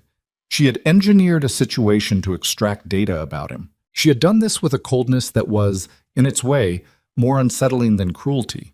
It was the coldness of someone who had replaced trust with systems because trust had burned her, and who didn't quite see, until he'd named it, that in doing so she'd become the thing that had hurt her. There was the job, which was real in a different way. $62,000 in benefits and work that wasn't sliding under machines and parking structures in November. He tried not to let that do too much work in his thinking, because money wasn't a reason to take a job, it was a fact about a job, and those were different things. There was Victoria Hale herself, who kept confounding his attempts to file her neatly. She'd acknowledged every overreach he'd named. She'd admitted things she didn't need to admit. She told him about Daniel Ashworth and the accident and the settlement with a directness that didn't feel like performance, and he wasn't sure what to do with any of it because it didn't fit the shape of a person who was only using him. And there was the scratch on the desk. He knew it was a small thing. He knew that in the accounting of the conversation, it didn't weigh against the wallet camera or the insurance check or the 12 names on a list. But he thought about someone. Victoria Hale, probably, because he had the sense that she was someone who noticed things precisely, seeing the scratch when it was new and deciding the desk was worth keeping anyway. And he thought about what it meant to be someone who didn't replace things too fast. He started the van. He had a job at noon in Logan Square. The same building as last month, different unit, different problem. Terrence had texted him Tuesday about a refrigerator making a sound he'd described as bad. Ethan had enough experience with Terrence's descriptions to know that bad could mean anything from a loose drain pan to a compressor on its last legs, and he'd bring parts for both. He pulled out of the parking structure and into Wacker Drive traffic and drove north.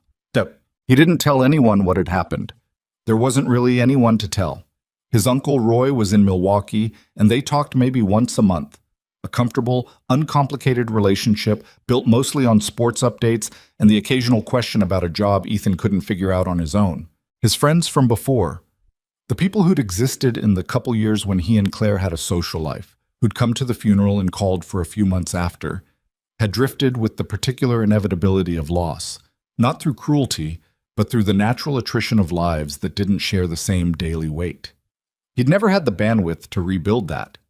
There was Mrs. Okafor, who sometimes asked him how things were going with the particular alert directness of someone who understood loneliness by acquaintance, but he wasn't going to sit down with his 63-year-old neighbor and work through his feelings about a CEO who'd put a fake wallet on a sidewalk.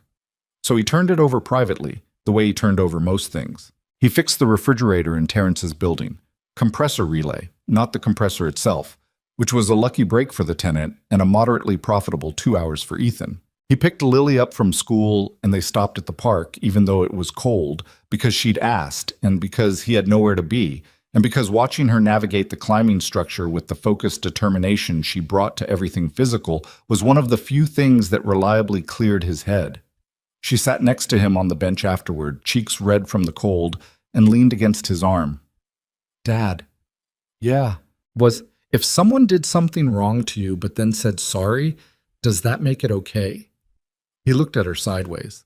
She was staring at the middle distance with the expression she got when a question had been building for a while. Did something happen at school?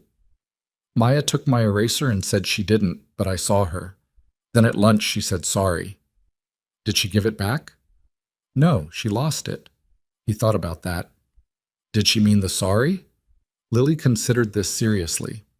I think so. She looked sad when she said it. Then I think, the sorry makes it better, he said. Not the same as if it never happened, but better. She was quiet for a moment. What if she does it again? Then the sorry means less, he said. She nodded slowly, digesting this. Okay, she said, and stood up from the bench with the abrupt decisiveness of a child who has processed something and is ready to move on. Can we get hot chocolate? Where? The place with the marshmallows. We have marshmallows at home. It's not the same. He stood up, put his hands in his pockets. No, he agreed. It's not the same. They walked to the coffee shop 3 blocks from the park, and Lily got hot chocolate with marshmallows, and Ethan got a coffee he didn't need but wanted, and they sat at a small table by the window and watched the street outside, while Lily told him about the veterinary hospital she was planning to extend into a second building, because the cats and the dogs were having territorial disputes. You need a neutral zone, he said, like a waiting room that's not affiliated with either side. That's a good idea, she said, and pulled a napkin across the table and started drawing a floor plan. He watched her draw and thought about what she'd asked on the bench. Whether a sorry makes it okay. He didn't know yet. He thought it might depend on what came after the sorry, and whether the person who'd said it understood not just that they'd done something wrong, but what exactly the wrong thing was. And he thought about Victoria Hale saying, "I have spent the last 2 days trying to construct an argument for why what I did is categorically different from what was done to me, and I haven't been able to make one that holds." That was a particular kind of sorry, the kind that came from actually looking at something. He still didn't know what he was going to do. But he thought, sitting in the coffee shop with his daughter drawing floor plans on a napkin, that whatever he decided, he wanted it to be a decision he was making, not a reaction to being manipulated, and not an overcorrection away from something that had its own real weight. He had a week. He'd use it. Lily finished the floor plan, held it up for his assessment, and declared the neutral zone waiting room the best part of the whole design. "It's got good bones," he said. "What does that mean?" "It means the structure is sound," he said. "Whatever you build on top of it will hold." She seemed to find this satisfying. She folded the napkin carefully and put it in her coat pocket to take home. And then she drank the last of her hot chocolate, and they walked home in the early dark of November with the cold pressing in from the lake and their breath visible in the air. And he held her hand and she didn't pull away, which she was starting to do sometimes now. The first small assertion of independence, but not today. He was grateful for that. The week he'd asked for passed the way weeks do when you're waiting on something. Unevenly, some days moving fast and some days with the stubborn drag of a machine running on insufficient power. He worked. He had enough jobs through the middle of November to keep his hands occupied and his mind from circling too tightly on the question he'd given himself 7 days to answer: a broken furnace in Bridgeport on Friday morning, a commercial ice machine at a bar in Wrigleyville on Saturday that had stopped producing and turned out to have a frozen water line. Obvious fix, 2 hours, decent money. Monday brought a washing machine in a laundromat in Little Village that had been vibrating so badly it walked itself 3 feet from the wall during a cycle, which was a leveling issue compounded by a failing drum bearing, which was a longer job. He liked the longer jobs. They required enough attention that there wasn't room for much else. Lily's cough was gone by the end of that first week. She finished her antibiotic course on Tuesday, and Dr. Reyes's office called Wednesday to confirm a follow-up was scheduled for December. The call came from the Foundation's MedBridge coordinator rather than directly from the clinic, which was a small thing but meant the system was working the way it was supposed to, efficiently, without him having to manage it. He noted that without letting himself feel too much about it. He thought about Victoria Hale at odd moments. Not constantly, but the way you think about an unresolved problem. It surfaced when his hands were busy and his conscious mind wasn't directing traffic. He'd be 60 feet of wire into a diagnostic on a commercial refrigeration unit, and suddenly he'd be back in the 19th floor office, watching her say, "I have spent the last 2 days trying to construct an argument for why what I did is categorically different from what was done to me, and I haven't been able to make one that holds." The particular quality of that admission, the absence of self-protection in it, he couldn't decide if she was someone who had genuinely changed inside a conversation or someone who was very good at reading what a conversation required and producing it. He didn't think she was performing, but he also knew that people who were very good at certain things didn't always know they were doing them. On Thursday, exactly 1 week from their last meeting, he texted, "I have an answer. Are you available?" The reply came in 4 minutes. "Tomorrow morning, 8 o'clock. Unless you'd prefer somewhere other than the office." He read that twice. "Unless you'd prefer somewhere other than the office." It was a small thing, the offering of an alternative, but it was the kind of small thing that accumulated into meaning if you paid attention. He typed, "The office is fine." Out. He arrived at 7:55. Diane had his badge ready. He rode the elevator alone this time. Victoria was at her desk but not working. She had coffee in front of her and nothing open on the monitors, which was unusual enough that he noticed it. She looked, for the first time since he'd met her, like someone who was waiting rather than managing. "Mr. Walker." "Miss Hale." He sat. He didn't put his jacket on the chair back this time, kept it on, which he wasn't sure was deliberate until he'd done it. "I've thought about the job." "I know," she said. "Tell me." "I'm going to say no," he said. "For now." A pause. She didn't react visibly, but something in the quality of her stillness shifted. "For now," she repeated. "The job is real, and I can see the value in it," he said. And $62,000 is not something I can pretend doesn't matter to me. But I can't take a position at your foundation right now. Not because I'm still angry about the wallet. I've worked through most of that. But because if I walk into that building as an employee 4 weeks after all of this, I'm not going to be able to trust my own judgment about anything. About the work, about you, about whether I'm making decisions or just responding to a situation someone else constructed. He paused. I need some distance from the test before I can be useful to anyone. She looked at him for a long moment.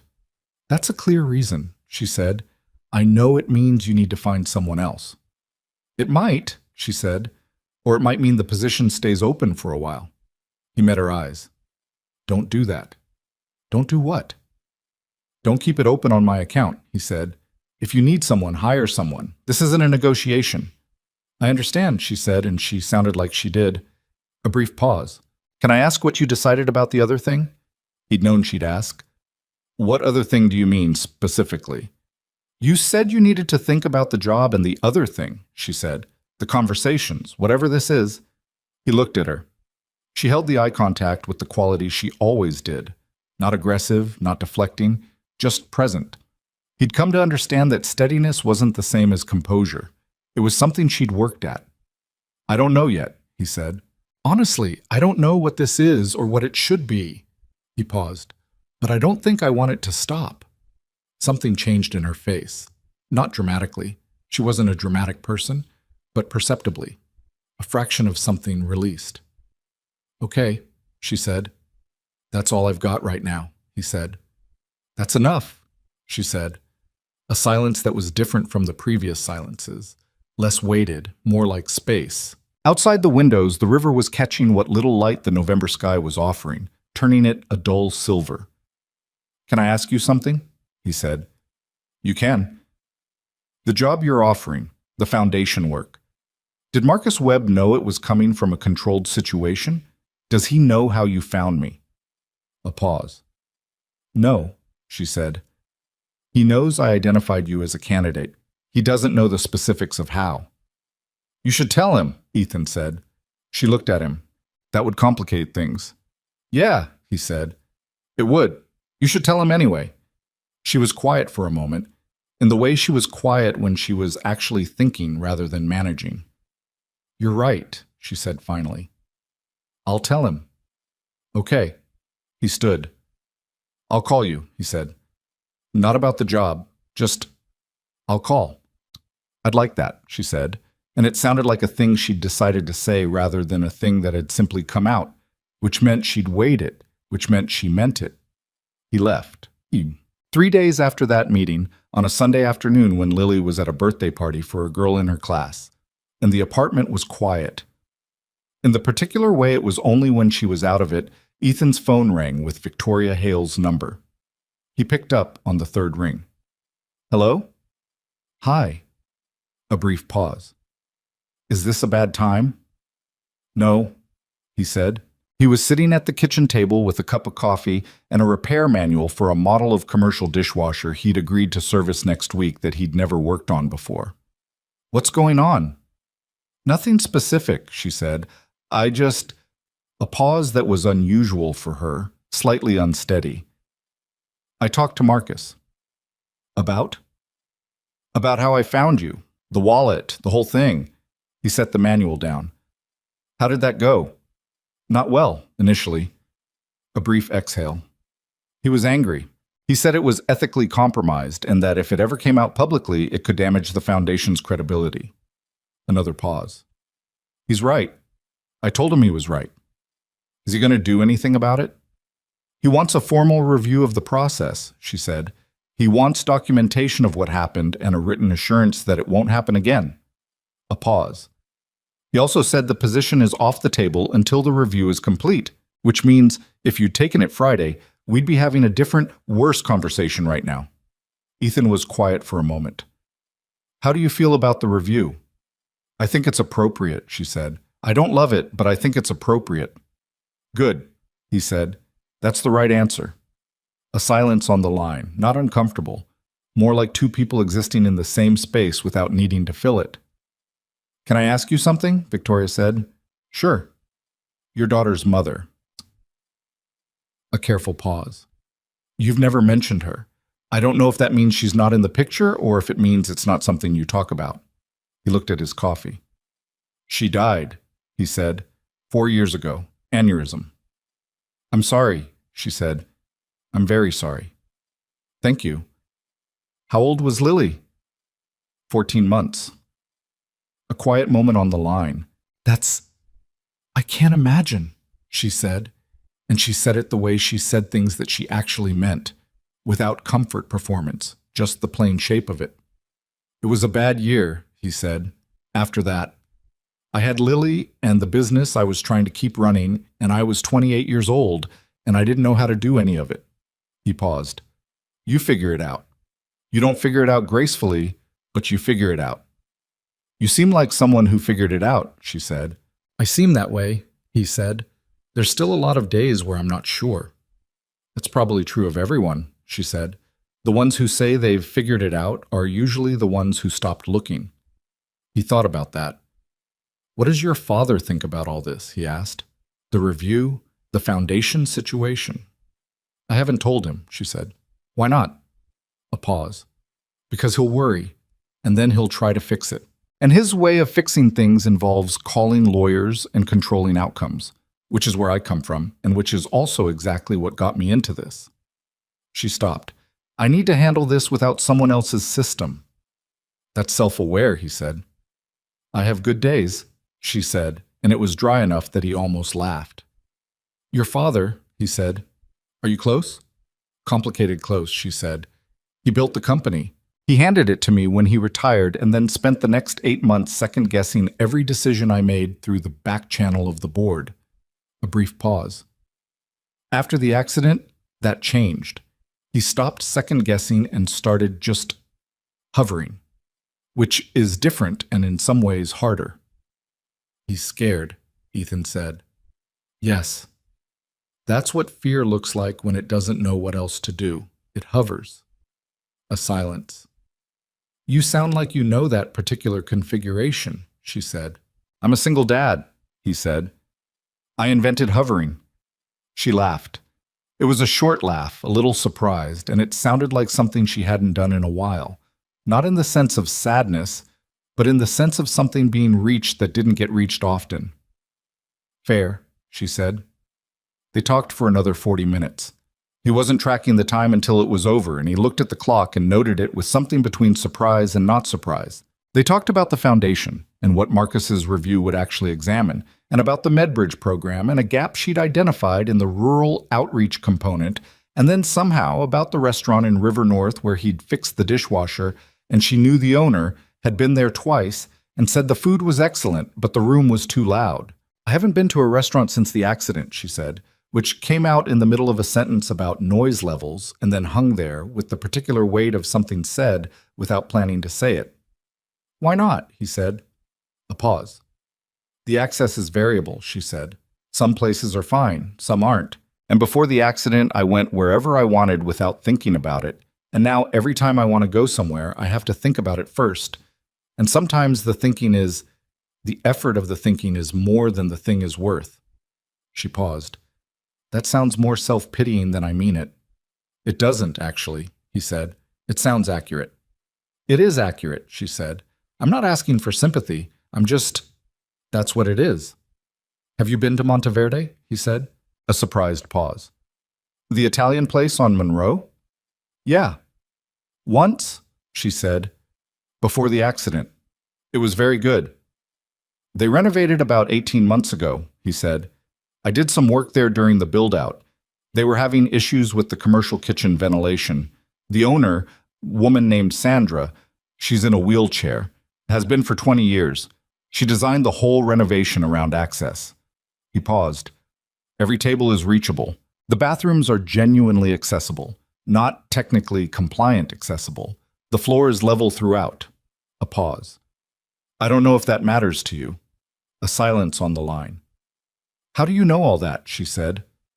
Sandra told me, he said. She was very particular about it. She said she was tired of restaurants that were technically accessible in the way that technically means there's a ramp, but practically means you're eating in a corner near the kitchen. He paused. She seemed like someone who'd thought about it for a long time. Another silence. That matters, Victoria said. Yes, that matters a lot. Okay, he said. Okay, she said. And then neither of them said anything for a moment. And then she said, Thank you, Ethan. It was the first time she'd used his first name. He noted it the way he noted the things that were off-center in a room, without making a thing of it, just registering that it had shifted. You're welcome, he said. They said goodbye, and he set his phone on the table and looked at the repair manual he'd stopped reading. He picked it up again and found his place, and read for another 20 minutes before Lily came home from the birthday party with a party favor bag and a detailed report on the cake, which had been chocolate with raspberry filling and which she described as the best cake she'd ever had in her entire life, which she said with the total conviction of someone who has not yet learned to hedge superlatives. Better than the one we made for your birthday? He said. She considered this seriously. Different best, she decided. He accepted this as reasonable and made her dinner. They found a rhythm over the next few weeks that neither of them named or formally established, because naming it would have required deciding what it was, and neither of them was ready to do that yet. He called on Tuesday evenings, usually around 8, after Lily was in bed. Sometimes she called first. The conversations ran between 30 minutes and an hour and a half, and they covered a range of things that surprised him by their variety. The foundation review, which was moving slowly and generating more paperwork than either Marcus or Victoria had anticipated. The MedBridge program's winter enrollment push, which was exceeding projections. A family he'd heard about through Mrs. Okafor, who was having trouble accessing services, and who he mentioned without really thinking about it, and which Victoria had quietly routed through the Foundation's intake system within 2 days without saying she'd done it until he noticed the follow-up call mentioned to Mrs. Okafor. You did that without telling me, he said, the next Tuesday. I did, she said. You're doing the thing again where you fix the problem without asking if you should. A pause. I know, she said. I'm working on it. But the family needed services and they were eligible, and the intake process would have taken 3 weeks they didn't have. So you expedited it? Yes. Did you run any background checks? A longer pause. No, she said. Just the standard eligibility confirmation. Okay, he said.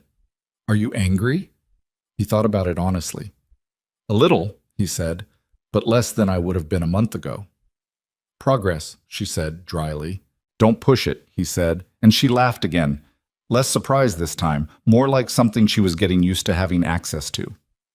He went to Monteverde on a Saturday in late November. He hadn't planned to mention it, but she asked how his weekend had been, and he told her he'd gone with Lily, which was true. Lily had declared the gnocchi the second best food of her life, after the birthday cake, but ahead of Mrs. Okafor's jollof rice, which she ranked third with the diplomacy of a child trying not to hurt anyone's feelings. Was the access actually as good as you said? Victoria asked. Better, he said. I noticed it more because I was looking for it. Sandra was there. I introduced myself, reminded her I'd done work during the renovation. She remembered. A brief quiet. I'd like to go, Victoria said. Yeah, he said. Yes, she said. If, I'd like to go sometime. He understood what she was saying and what she wasn't saying. I'll make a reservation, he said. You don't have to. I'll make a reservation, he said again, not unkindly but firmly, and she let him. They went the first Saturday in December. He'd picked her up in the van, which he'd been mildly anxious about. Not the van itself, but the logistics of it, the ramp. Whether the conversation would become about whether this was a date or a professional relationship or something with no existing name.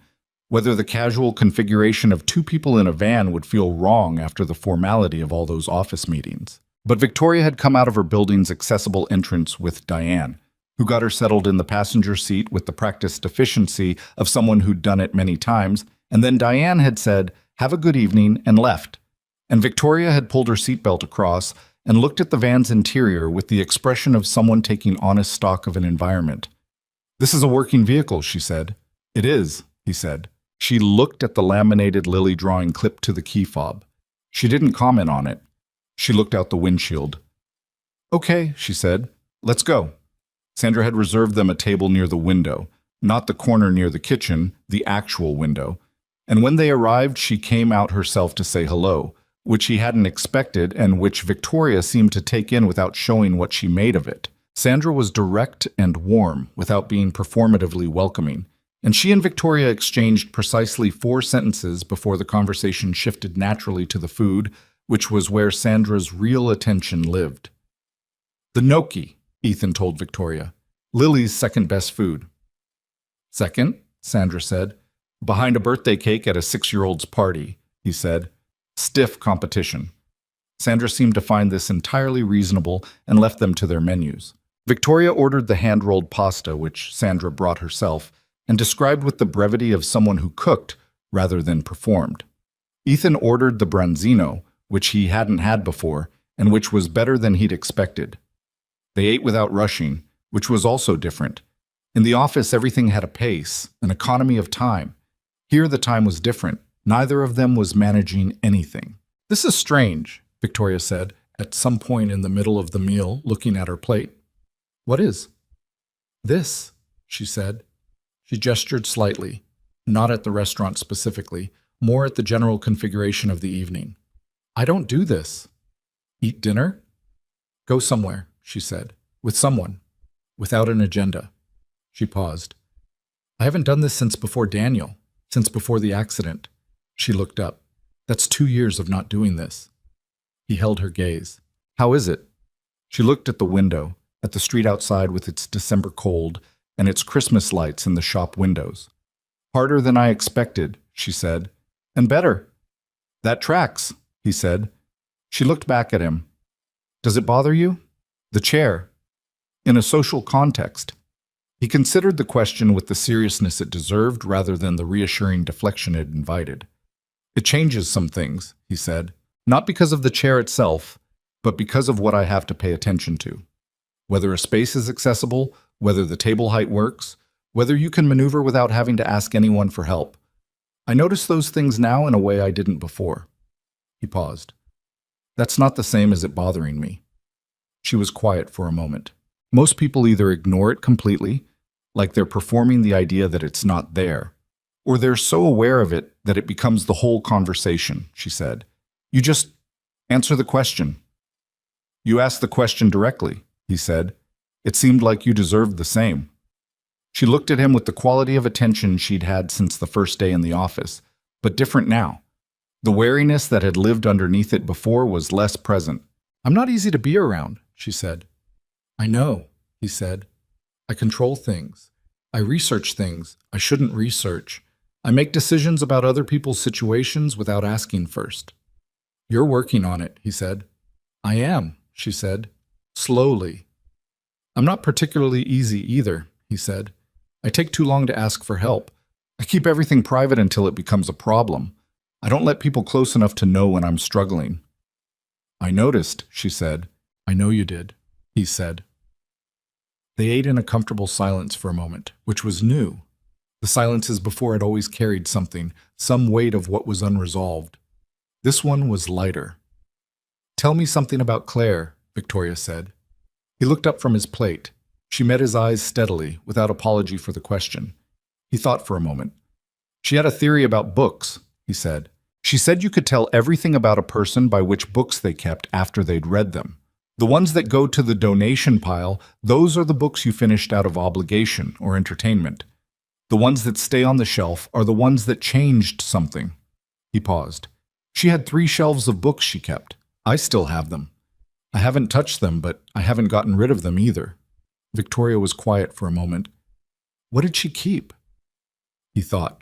A lot of history, narrative nonfiction, some poetry, which surprised me when I first saw it because she didn't seem like someone who read poetry until I read some of it and understood that she read poetry the way she did everything else, like it was useful, like it was information. A pause. One book in Spanish, which she'd studied in college. She hadn't spoken it in 10 years, but she said she kept the book because she wasn't ready to decide she was done with it. Victoria looked at him. She sounds like someone who held on to things. She was, he said.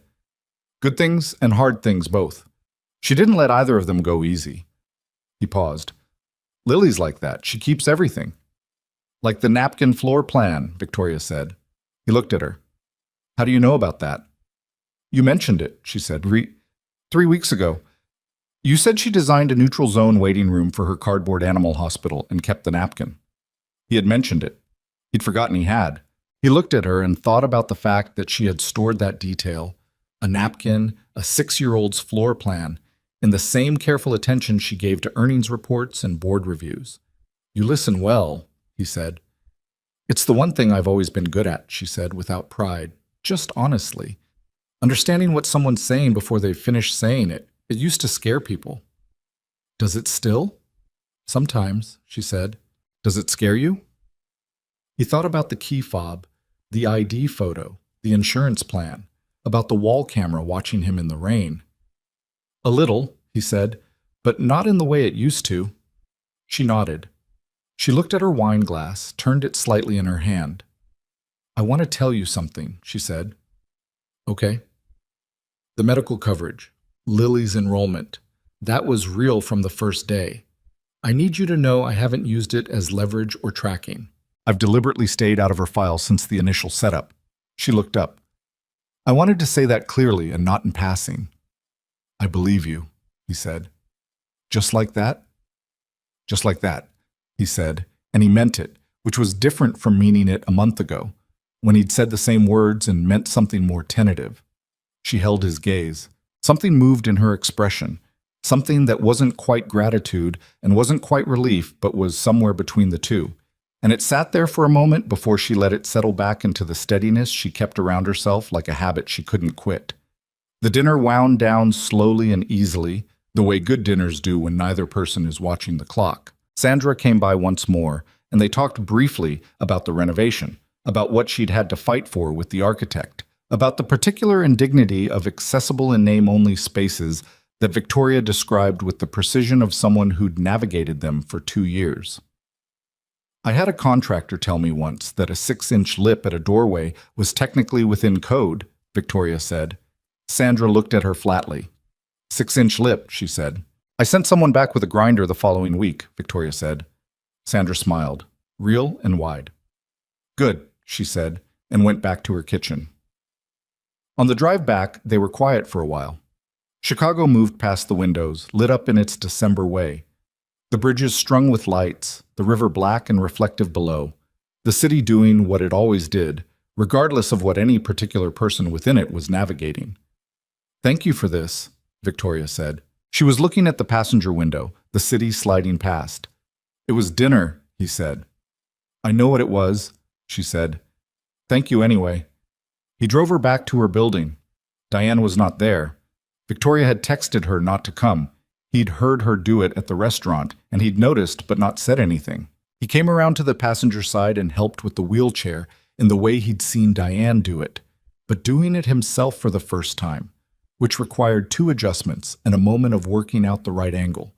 And Victoria did not pretend it was seamless, and he did not pretend he had it figured out immediately, and eventually it was done, and she was in the chair and they were on the sidewalk in the December cold. Good night, she said. Good night, he said. She moved toward the entrance and then stopped and looked back at him over her shoulder. The job, she said. The review will be done in January. Marcus is going to want to reopen the position. I know, he said. I'm not asking you to decide tonight, she said. I wanted you to know it's coming. I know, he said again. I'm thinking about it. She nodded once, turned, went inside.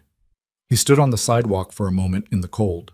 Above him, the city's lights pressed against the low clouds, turning the sky a particular shade of orange-gray that he'd always associated with Chicago winters.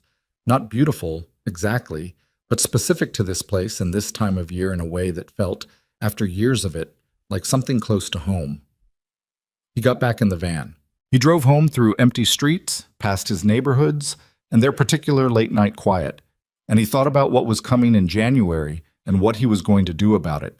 And he thought about Victoria on the sidewalk looking back at him, and he thought about Claire's bookshelves still in the second bedroom, and about Lily's napkin floor plan in her coat pocket. He thought about things that were worth keeping. He pulled into the alley behind his building and cut the engine and sat for a minute in the silence.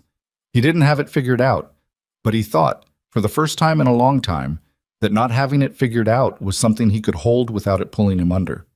That was enough for tonight. January came in hard. Chicago did this sometimes. December would be almost gentle, cold but manageable, the kind of cold that reminded you it could be worse. And then January would arrive and show you exactly how much worse it could be. The temperature dropped 17 degrees in 2 days, the lake wind picked up its particular meanness, and the city compressed itself inward the way cities do in serious cold, people moving faster between buildings, the streets emptier by 8 in the evening, everyone conserving something. Ethan had more work than usual in January. Cold weather broke machines. Furnaces that had been limping through fall finally gave out. Pipes froze in buildings with inadequate insulation. He'd taken 3 emergency calls in the first week alone, 2 furnaces and a burst pipe in a 3-flat in Pilsen, whose owner had been patching the insulation problem for 2 winters and finally ran out of patch. He worked long days and came home to Lily, already asleep more often than he liked, and he'd sit on the edge of her bed for a few minutes in the dark the way he had when she was small, just confirming the particular reassurance of a sleeping child's breathing. The Foundation's review concluded on January 9th. Marcus Webb called Ethan directly, which surprised him. He'd expected Victoria to be the one to reach out. Marcus was a man in his late 40s whose voice on the phone had the particular texture of someone who'd spent many years in nonprofit administration, careful, measured, with the quiet authority of someone who understood institutional risk. He introduced himself, said he was the Foundation director, and then said, "I expect Victoria has told you about the review." "She has," Ethan said. "Then I'll be direct," Marcus said. "The review found that the method used to identify you as a candidate was inappropriate. Victoria has acknowledged this in writing, and the methodology has been formally prohibited going forward. I want you to know that as someone who was directly involved." "I appreciate that," Ethan said. "I also want you to know," Marcus said, "that the job offer still stands, on its own merits, separate from how it originated. I've reviewed your background independently, your work history, how you operate, the references I could find, and I've had 3 conversations with Victoria about you over the past 6 weeks." A pause. "She's honest about her mistakes, Mr. Walker. In my experience, that's rarer than the job qualifications." Ethan was quiet for a moment. He was in the van, parked outside a building in Rogers Park, where he'd just finished a furnace call. The heat was running full blast, and outside the windows, the January cold pressed against the glass. "When do you need an answer?" he said. "Take a week," Marcus said. "The position starts February 1st if you want it." He said he'd be in touch and ended the call and sat in the parked van for a while. He'd known this was coming. He'd had since December to work toward a decision, and he thought he knew what it was. But knowing what you're going to do and being ready to do it were 2 different conditions, and he'd learned in 32 years of making decisions under pressure to respect that gap rather than rush across it. He called Victoria that evening. "Marcus called me today," he said. "I know," she said. "He told me he was going to." "Did you ask him to call?" "No," she said. "He decided to on his own. I think he wanted you to hear the review outcome from someone other than me." "That was thoughtful," Ethan said. "Marcus is thoughtful," she said.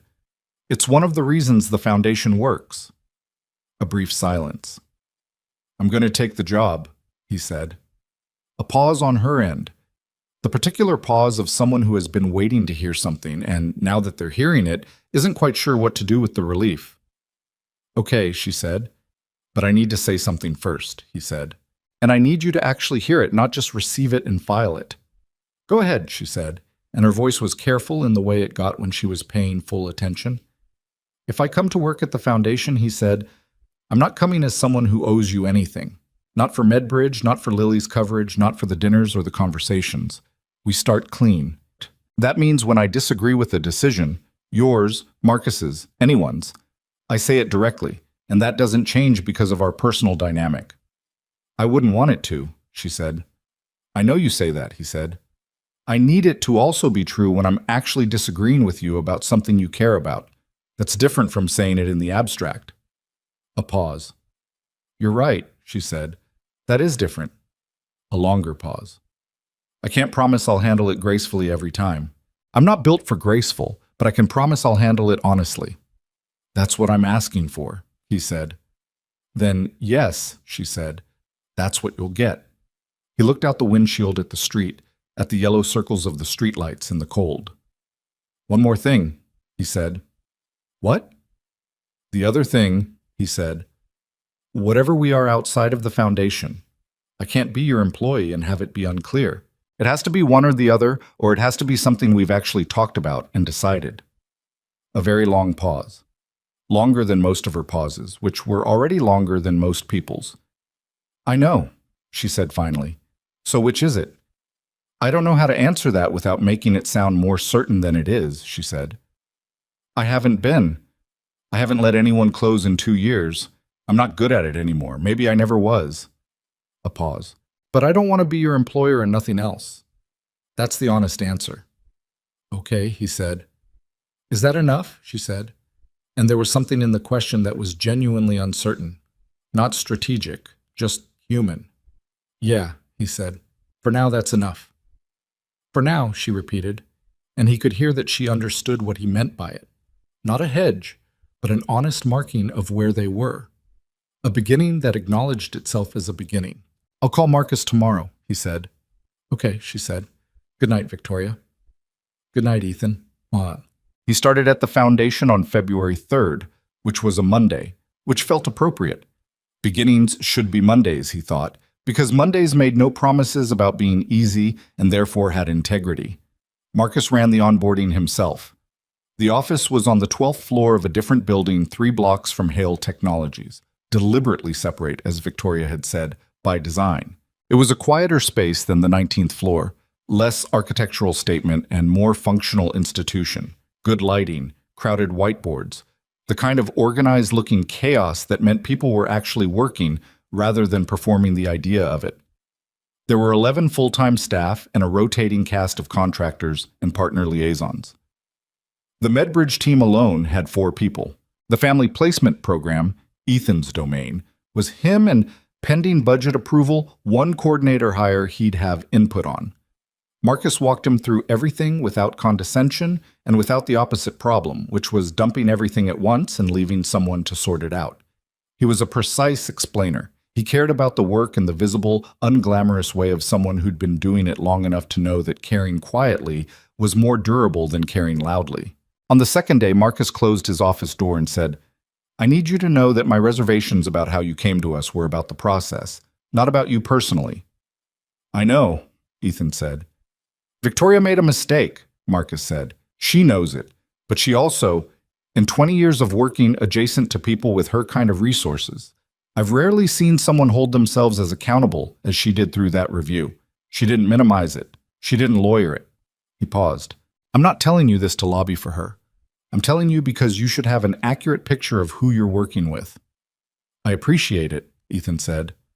Good, Marcus said, and opened his door again, and that was the end of that conversation, which was exactly the right length. The work was harder than Ethan had expected and more interesting than he'd feared. He'd worried, privately, that he'd be lost without the physical, mechanical dimension of his repair work, that working with systems and people rather than machines would feel abstract in a way that drained him. But what he found was that the diagnostic logic was the same. A family presenting to the Foundation's intake process had a problem, sometimes one clear problem, more often a tangle of interconnected ones where fixing the most visible one without addressing the underlying system would only produce the same failure again downstream. He understood that logic. He'd been living it personally for years. He was good at listening to people describe their situations without projecting what he thought the problem was before he'd heard them out. He was good at identifying the thing that actually needed moving versus the things that were symptoms of it.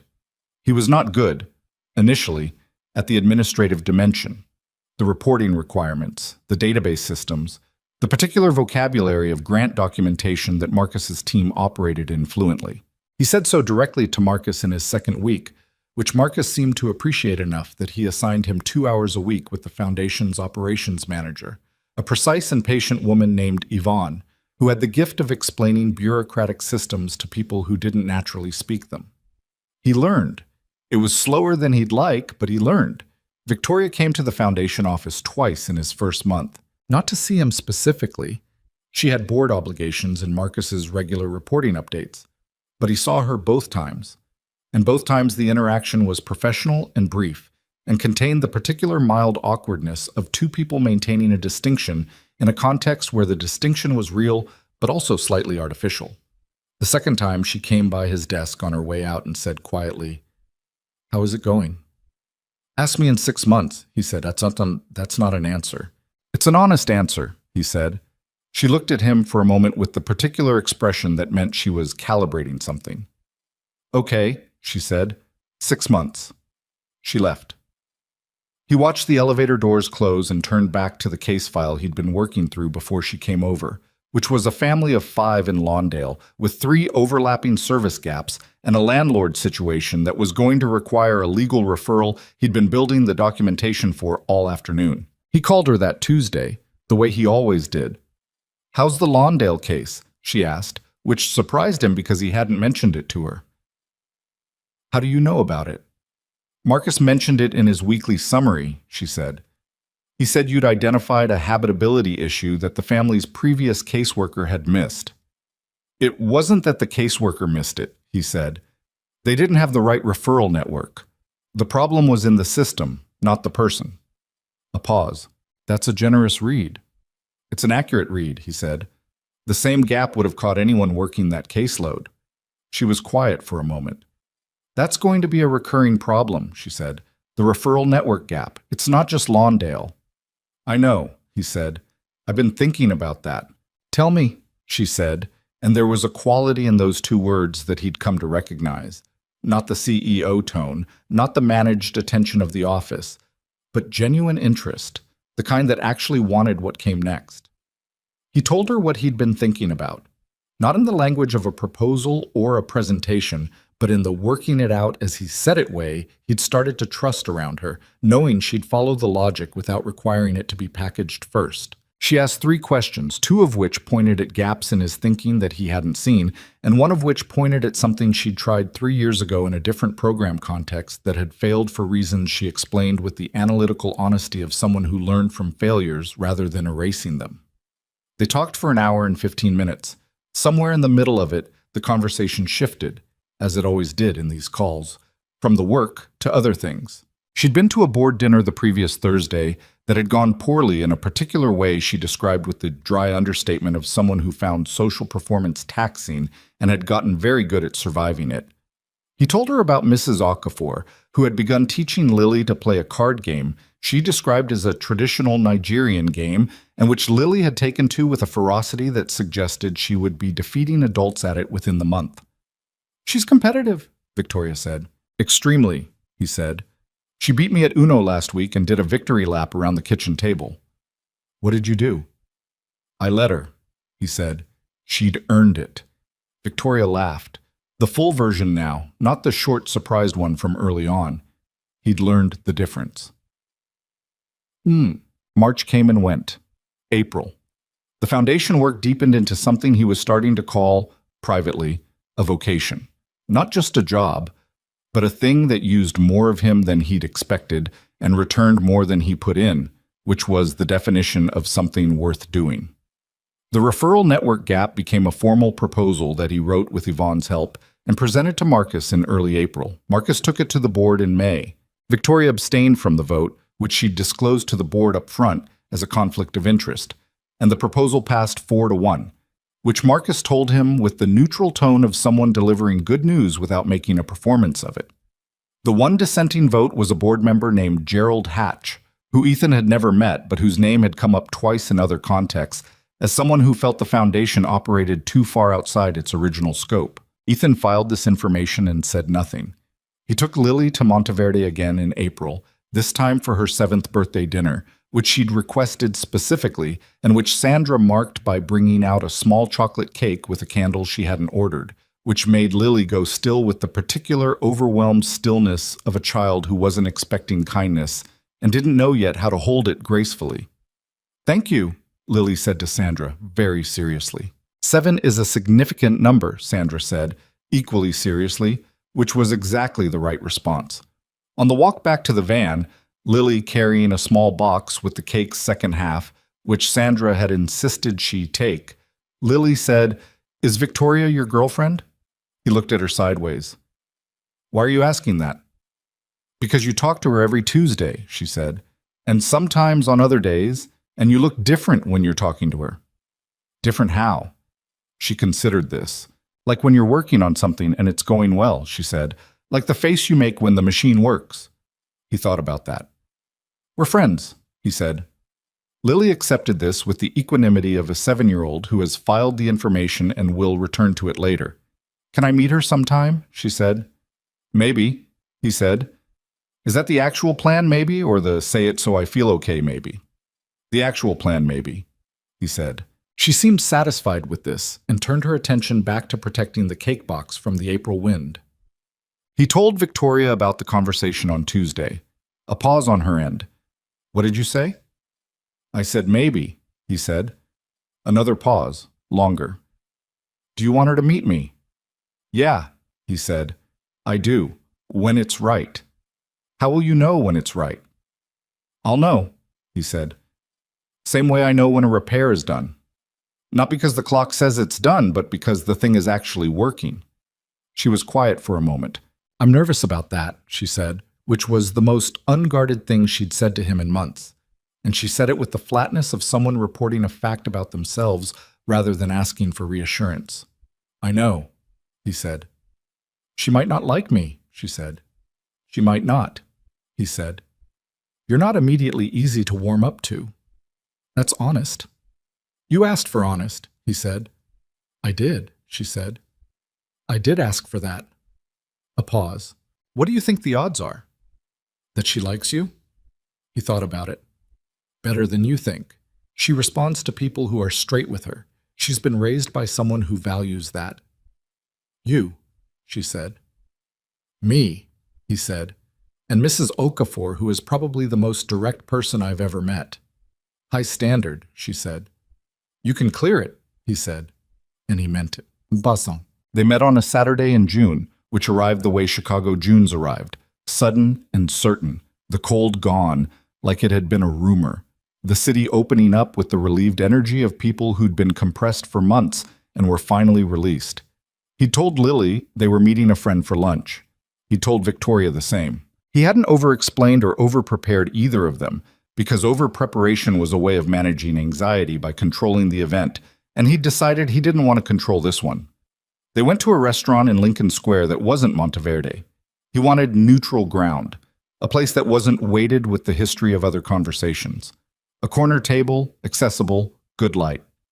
Lily arrived at the table first, having been to the bathroom. Victoria was already seated.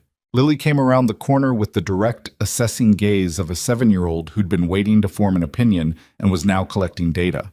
She looked at Victoria, at the wheelchair, at the table, at Victoria again.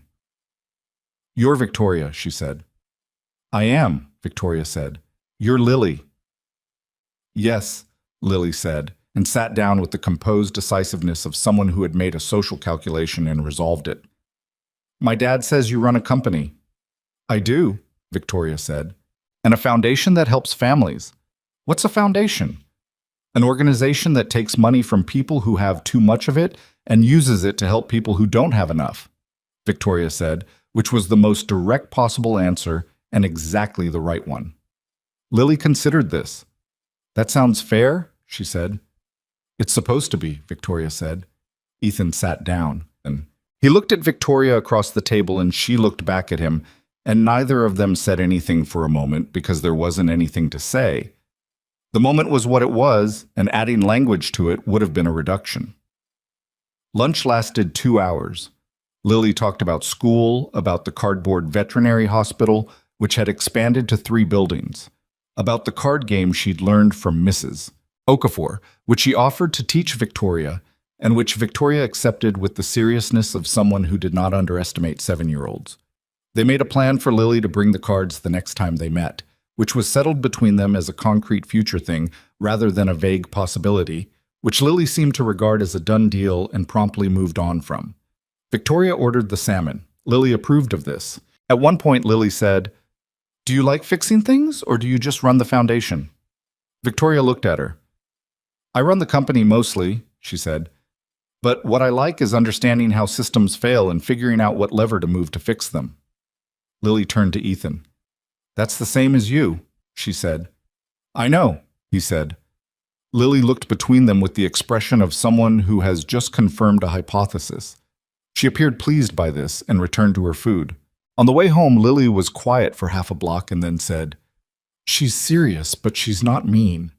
Yeah, he said. She really listened when I talked about the veterinary hospital, like she actually wanted to know. She did, he said. Lily nodded. Okay, she said, which was her form of endorsement, unembellished and complete. In September, 11 months after a rainy Tuesday morning on Michigan Avenue, Ethan sat in a meeting room on the 12th floor of the Foundation building and presented the full framework for what had become the Family Systems Initiative, a restructured referral network connecting Foundation-enrolled families with legal aid, housing advocacy, employment services, and healthcare in a coordinated rather than siloed way. It was the formalization of what he'd been building since February, and it had required 6 months of relationship building with partner organizations, 3 grant applications, 2 structural fights with the Foundation's existing database system, and 1 very long argument with Gerald Hatch about scope that Ethan had won not by outmaneuvering him but by being right and being patient and waiting for Marcus to see it the same way. Victoria was at the board table. She was a board member. She was supposed to be there, but he was aware of her presence in the room with the particular awareness of someone who knew how to work alongside a person without being governed by the fact of them. He presented for 22 minutes. He answered questions for another 40. Gerald Hatch had 2 objections. One of them was valid, and Ethan acknowledged it directly and explained how the framework addressed it. The other was not valid, and Ethan said so without hedging, which produced a brief silence in the room and then Marcus nodding slightly. The board approved the initiative 6-0. Gerald Hatch abstained, which was better than a no. After the meeting, in the hallway, Victoria said, The Hatch exchange. Yeah? You were right to hold your ground on the second objection. I know, he said. I was going to say something, she said. Before you answered, I almost intervened. He looked at her. But you didn't. But I didn't, she said, because you didn't need me to. He looked at her for a moment, in the hallway of the Foundation that existed in a building separate from her building, that operated by its own design, that he had spent 7 months making more functional than he'd found it. Thank you, he said, for not intervening. It was hard, she said, and she said it honestly, which was the same as saying she was still learning how to let things be handled by the people who should handle them. I know, he said. You're getting better at it. Slowly, she said. Slowly is fine, he said. Slowly means it sticks.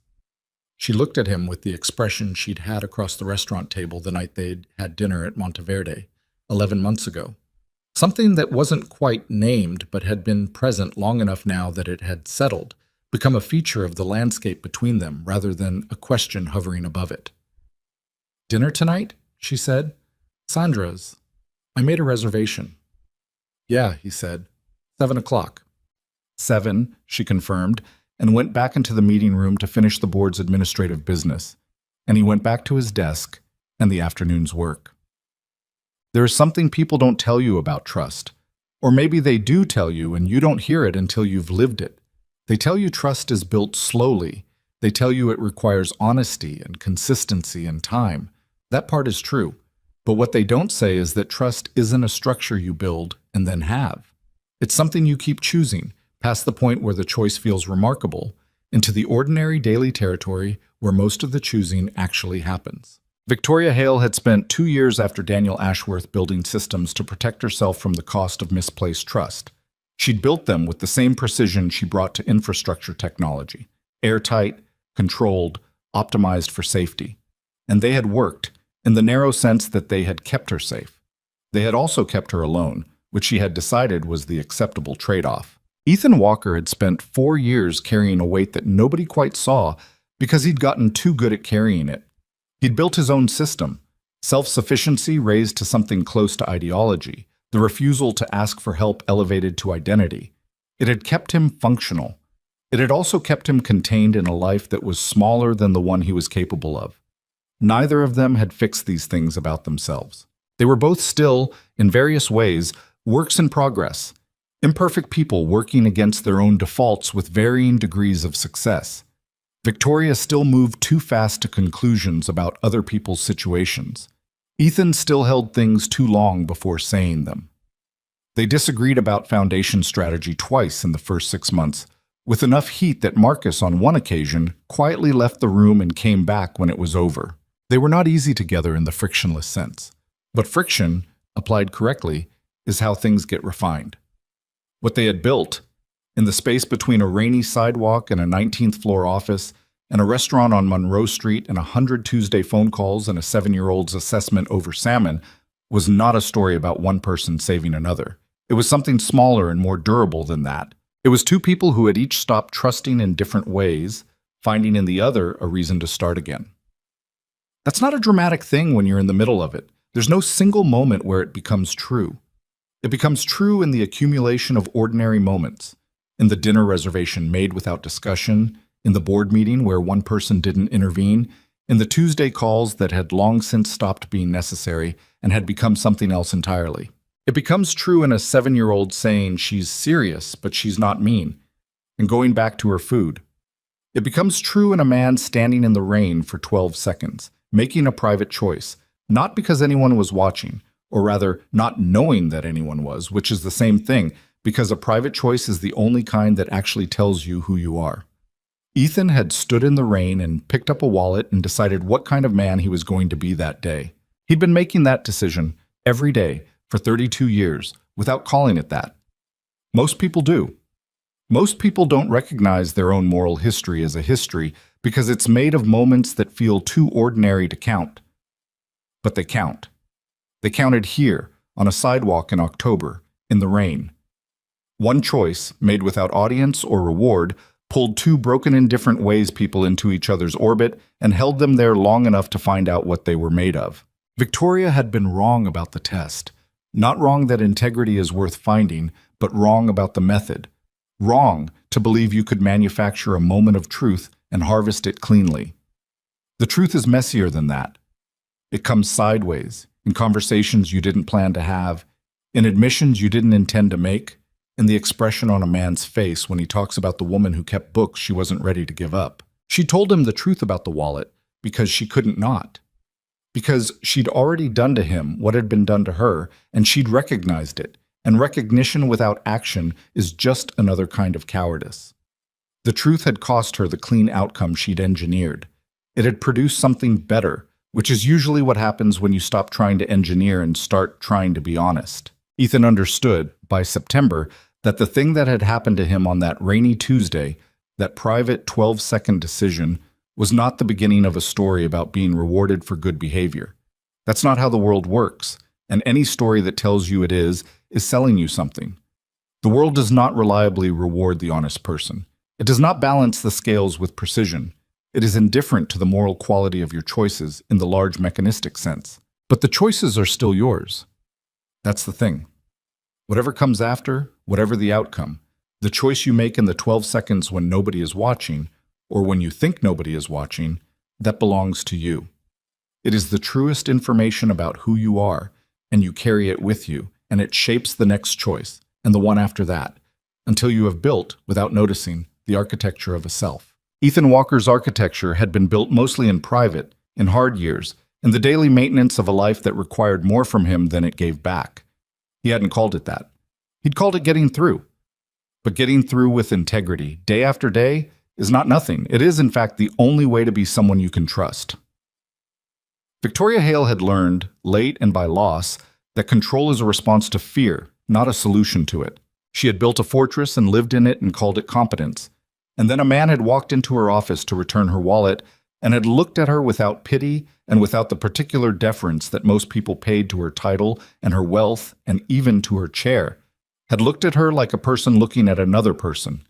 And the fortress had developed, quietly, a crack. Not a collapse, just a crack. Enough to let something through. That was enough. That's always enough. You don't need the walls to come down. You just need one crack wide enough for light to get in, and then you have to be brave enough to let it. So, On a Thursday evening in late September, Ethan picked Lily up from school and drove to Monteverde, where Victoria was already at their corner table by the window, the one Sandra kept for them now without being asked. Lily burst through the door in the way she burst through most doors, decisively, with full commitment to the direction she was heading, and saw Victoria and went straight to her. "I brought the cards," she said, dropping her backpack on the seat next to Victoria and pulling out a battered deck. "I've been practicing. I'm going to win." "I've been practicing too," Victoria said. Lily looked at her with narrow-eyed assessment. "You haven't," she said. "You're right," Victoria said. "I haven't, but I learn fast." Lily seemed to find this an acceptable response and began shuffling the cards with the confident incompetence of a 7-year-old who had decided she knew how to shuffle. Several cards went sideways. She collected them without embarrassment. Ethan sat down across from them. Sandra appeared and poured water without being asked, looked at the card situation with equanimity, and left them to it. He watched his daughter explain the rules to Victoria with the particular combination of authority and inaccuracy of a child teaching something she herself had learned recently.